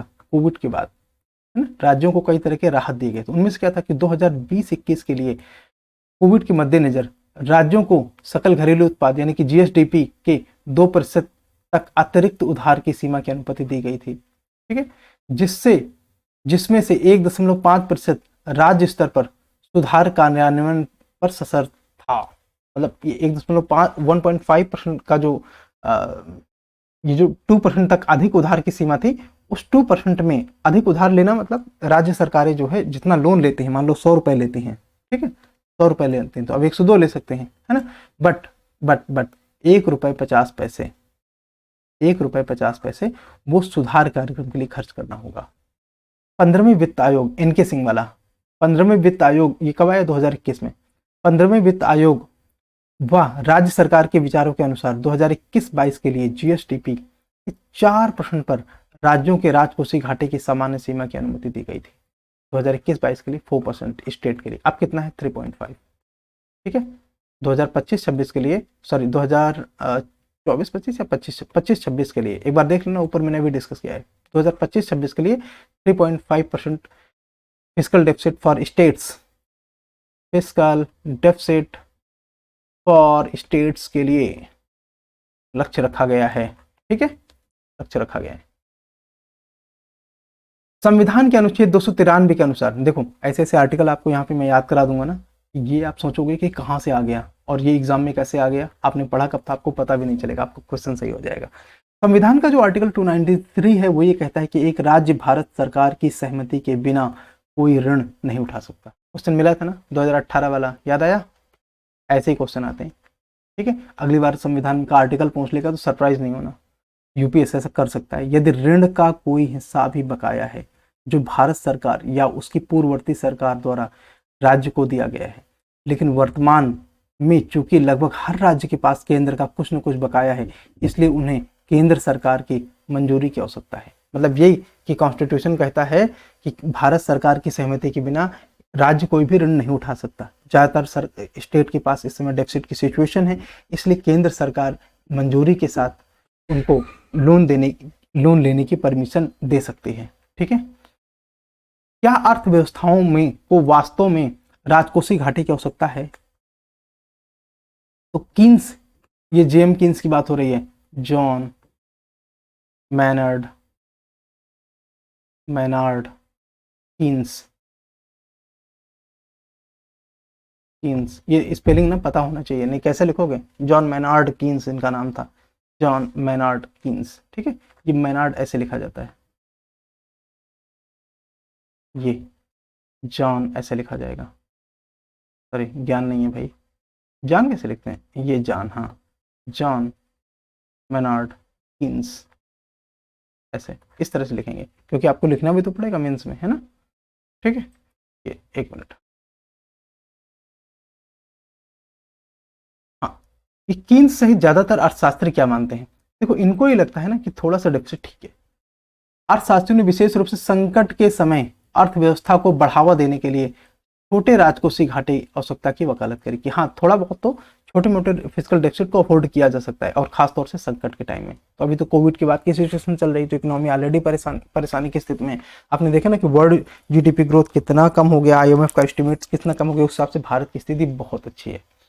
ठीक है, इसका अर्थ यह है कि सरकार को उधार ली गई धनराशि का निवेश करके सार्वजनिक निवेश को बढ़ाना चाहिए। ठीक है, अर्थव्यवस्था के विकास को गति देनी चाहिए। ठीक है, और इसमें मौलिक रूप से कुछ भी गलत नहीं है, बशर्ते हस्तक्षेप की लागत उत्पन्न होने वाले लाभ से अधिक ना हो। मतलब देखो, लाभ अगर मान लीजिए इकोनॉमिक ऐसे डेफिसिट का, मान लीजिए सरकार 100 रुपये अपना उधार बढ़ाती है और लाभ 90 रुपये है, तो अच्छा नहीं है। अगर 100 रुपये वो अपना लोन बढ़ा रही है, अधिक डेफिसिट क्रिएट कर रही है 100 रुपये का, तो उसका बेनिफिट जो है वो और ज़्यादा हो, मोर देन 100 होना चाहिए, बस ये कहने का। इसके अलावा अगर सरकार बुनियादी ढांचे पर निवेश करती है तो उससे आने वाले कई पीढ़ियों को बेहतर लाभ हो सकते हैं, बशर्ते उस पर निवेश पर रिटर्न ब्याज दर से अधिक हो। अगर मान लीजिए वो जो गवर्नमेंट 100 रुपये कहीं पे निवेश कर रही है, सड़क बनाती है कुछ भी, तो उसका फायदा तो आने वाली पीढ़ियां लेंगी ना। हाँ, तो इसमें इंटर जनरेशन इनइक्विटी नहीं हो, यानी कि इंटर जनरेशनल इक्विटी प्रिंसिपल के साथ में है, गुड। बट गवर्नमेंट अगर कहीं पे खर्च कर रही है ना, तो उसका जो रिटर्न है, रिटर्न का मतलब लाभ होता है, इस खर्च का जो लाभ है वो 100 रुपये से अधिक हो, ये कहा जा रहा है। ठीक है, बहुत ही अच्छा एनालिसिस है, बहुत अच्छा एनालिसिस है, ये एनालिसिस बहुत अच्छा है। और यूपीएससी प्री में जिस तरह के एनालिटिकल क्वेश्चन पूछती है ना, इसके बगैर आप नहीं कर पाओगे, इसलिए इसको एक बार देख लेना। केवल बजट और इकोनॉमिक सर्वे पढ़ लेने से आपकी तैयारी नहीं हो जाती। यूपीएससी का जो लेवल है ना, बहुत ऊपर है, बहुत ऊपर। यही वजह है कि बहुत सारे लोग यूपीएससी में आने के बाद भी अपने आप को स्टेट एग्जाम में फोकस कर लेते हैं। मैं आपको अपने एक स्टूडेंट की कहानी बताता हूँ। 2021 में हाँ 2021-22 के टाइम में वो बहुत डेडिकेटेड था यूपीएससी के लिए, वो उसका फर्स्ट अटेम्प्ट था। ठीक है, बट थोड़ी सी तैयारी में कमी रह गई, यूपीएससी प्री मिस हो गया। स्टेट का, यूपी से बिलोंग करता था, बिजनौर का था, स्टेट में उसका प्री हो गया, और इसके बाद वो आजकल स्टेट की पूरी तैयारी कर रहा है। क्यों? छोटी चीज से घबरा गया। तो अगर आपका एनालिसिस अच्छा है ना चीजों में, अगर इन चीज़ों को आपने एनालिटिकली मैं पर्सनली किसी को नहीं बोल रहा हूँ, मे बी उसकी कुछ फैमिली रीजन हो जिसकी वजह से उसे स्टेट एग्जाम देना ज़्यादा मजबूरी हो, इट्स ओके, नो प्रॉब्लम। हाँ, लेकिन अगर आप यूपीएससी की डेडिकेटेड तैयारी कर रहे हो ना, तो फिर आपको ये चाहिए कि आप जो है ना अपनी एनालिसिस और अपनी understanding with fact and concept fact के साथ अपना एनालिसिस मजबूत रखो। आप कॉन्सेप्ट भूल सकते हो, फैक्ट भूल सकते हो, है ना, ये भूल सकते हो, ये आपके साथी नहीं है। एनालिसिस आपके दिमाग का हिस्सा होता है, ये आप कभी नहीं भूलोगे, ठीक है। तो अगर आप ये समझते हो ना, तो हमेशा चीजें आपको बहुत लॉजिकल तरीके से आ जाती। और यूपीएससी बिल्कुल दो स्टेटमेंट के साथ दो और एक या दो स्टेटमेंट एनालिटिकल देता है, जहां जो कि आप कहीं भी पढ़ोगे नहीं, हमेशा आपको उसमें अपना दिमाग लगाना पड़ेगा। और यही वजह है कि यूपीएससी का लेवल ना +1 है, ठीक है। यूपीएससी का लेवल +1 है। +1 कहने का मतलब किसी भी एग्जाम से कहीं भी एक ज्यादा यूनिट ब्रेन की रिक्वायरमेंट है इसको। इसके अलावा सरकार अगर बुनियादी ढांचे में, हाँ ठीक है, ये हमने कर लिया, उत्पादन में वृद्धि होती तो भी कर, कर्ज का बोझ नहीं समझा जाता। वास्तविक ऋण का भुगतान उत्पादन में वृद्धि, संसाधनों में परिणामी वृद्धि द्वारा किया जा सकता है, तब कर्ज को बोझ नहीं समझना चाहिए। कर्ज में वृद्धि का आकलन समग्र रूप से अर्थव्यवस्था में वृद्धि पर किया जाता है। आदर्श रूप में उधार ली गई निधियों पर निवेश और आय प्रतिफल उधार की लागत से अधिक होना चाहिए। मतलब अगर आप लागत 100 रुपए लगा रहे हो निवेश करने के लिए, तो उसमें आपका जो आय है या प्रतिफल है वो 100 से ज्यादा है। ये एक आइडियल सिचुएशन है। ऐसी कंडीशन में हम थोड़ा बहुत डेफिसिट अफोर्ड कर सकते हैं। बजट की 7 प्राथमिकताएं क्या हैं, बहुत इंपॉर्टेंट, ठीक है। अब आप सोच रहे हो कितना आसान है, ये मैं क्यों पढ़ा रहा हूँ, ये तो आप अपने से याद कर सकते हो। उत्तर है नहीं। देखो, आप ये जो 7 प्रायोरिटीज याद करोगे ना, इसके बावजूद भी आप देखोगे कि ऐसा ही 1 या 2 पॉइंट को यूपीएससी नया डाल देती है, कंफ्यूज होगा। इसलिए जरूरी है कि इन पॉइंट्स को आप ध्यान से देखो। पहले तो ये कि अमृतकाल चल रहा है, ठीक है। अमृतकाल में अंतिम छोर तक पहुंचना है, समावेशी विकास करना है, अवसंरचना का पर निवेश करना है, क्षमता उभारना है ना, पोटेंशियल बढ़ाना है, हरित विकास करना है, वित्तीय क्षेत्र को मजबूत करना है और युवा शक्ति पर फोकस करना है। ये वो 7 प्राथमिकताएं हैं जो कि आपको याद होना चाहिए। देखो, जब भी 6, 7, 8 कोई चीजें होती है ना, तो वहां से कॉस्ट बेनिफिट होता है उनको याद करने में। जब भी कोई चीज 20, 25, 30 होती है, तो वहां पे याद करना कॉस्ट बेनिफिट नहीं होता है। तो वहां पे ना आप थोड़ी बहुत तुक्केबाजी कर सकते हो, बट इन चीजों में तुक्केबाजी मत करो, बिकॉज यहाँ पे गवर्नमेंट एक छोटा सा मिलता जुलता टर्म डाल देगी और आप परेशान हो जाओगे। नहीं, इनको सातों याद कर लो, सिंपल। यूपीएससी सीधे सीधे बोल सकते हैं कि अमृतकाल में कौन कौन सी 7 प्रायोरिटीज हैं, उनको क्या बोला जाता है, सप्तर्षि बोला जाता है। या गवर्नमेंट की अमृतकाल में प्रायोरिटीज को क्या बोला जाता है, उन्हें 7 बोला ही नहीं, तो आपको क्या करोगे। आपको अगर ये नंबर नहीं पता ना 7 वाला, ठीक है, तो आप सोचोगे क्या नवरत्न है, क्या 9 है तो नवरत्न है, 8 है तो अष्टदिग्गज है, ऐसा 7 है तो सप्तर्षि है ना। ये आपको कंफ्यूज करेगा। इसलिए पहले तो आपको पता होना चाहिए कि प्रायोरिटीज कितनी है, 7 है, उनको बोला क्या जाता है, सप्तर्षि, और इधर उनके नाम लिखे हुए, पकड़ लो। मंत्रालय वाइज किन टॉप 5 मंत्रालयों पे सबसे ज्यादा एक्सपेंडिचर किया जा रहा है, आपको कम से कम टॉप 3, टॉप 4 पता होने चाहिए। टॉप 5 पता है तो सबसे बिल्कुल आप सेफ हो, है ना। कैसे यूपीएससी अब आजकल कैसे क्वेश्चन पूछ रहा है कि इनमें से कौन सा टॉप 5 में नहीं है एक्सपेंडिचर के मामले में। अब आपको एक भी कम पता है ना, वही गड़बड़ कर देगा, क्योंकि वहां पे नया नाम डाल देगा, तब आपको गड़बड़ होगा, तब आप एलिमिनेट भी नहीं कर पाओगे। इसलिए आपको शुरुआती 5 पता होने चाहिए। तो सबसे ज्यादा किस पे खर्च किया जा रहा है, रक्षा मंत्रालय में 5.94 लाख करोड़, सड़क परिवहन में 2.7 लाख करोड़, रेलवे में एवर हाईएस्ट है, आज तक का सबसे हाईएस्ट बजट रेलवे में है 2.41 लाख करोड़। उपभोक्ता मंत्रालय में, ठीक है, 2.06 लाख करोड़, और लास्ट गृह मंत्रालय 1.96 करोड़। मैंने लास्ट क्यों बोला, बिकॉज हमको सिर्फ 5 याद करने हैं, ठीक है। इनका क्रम पूछ लेते हैं कि मंत्रालय वाइज जिनमें सबसे ज्यादा एक्सपेंडिचर है उनको उनके सही क्रम में, सही अनुक्रम में अरेंज करो, तो आपको ही पता होना चाहिए। इसके अलावा कृषि को संस्थागत ऋण में लगातार वृद्धि हो रही है, ये आप देख सकते हो ना, संस्थागत ऋण में लगातार वृद्धि हो रही है, देखो, यस, किसी भी साल कम नहीं हुआ। तो मतलब अगर पूछा जाए कि लास्ट 10 ईयर में सिचुएशन है, आप बोलोगे यस, ठीक है। रिकॉर्ड खाद्यान्न उत्पादन, क्या ये हर साल बढ़ा है? एक साल बस स्टेबल था, एक साल स्टेबल था, कुछ कम हुआ एक्चुअली, बाकी हर साल बढ़ा है। तो इसमें ये आप नहीं बोल सकते कि लास्ट 10 ईयर से लगातार बढ़ रहा है। हाँ बढ़ा है, बट वो लगातार नहीं बढ़ रहा, ठीक है। ये क्वेश्चन अटेम्प्ट करते हैं।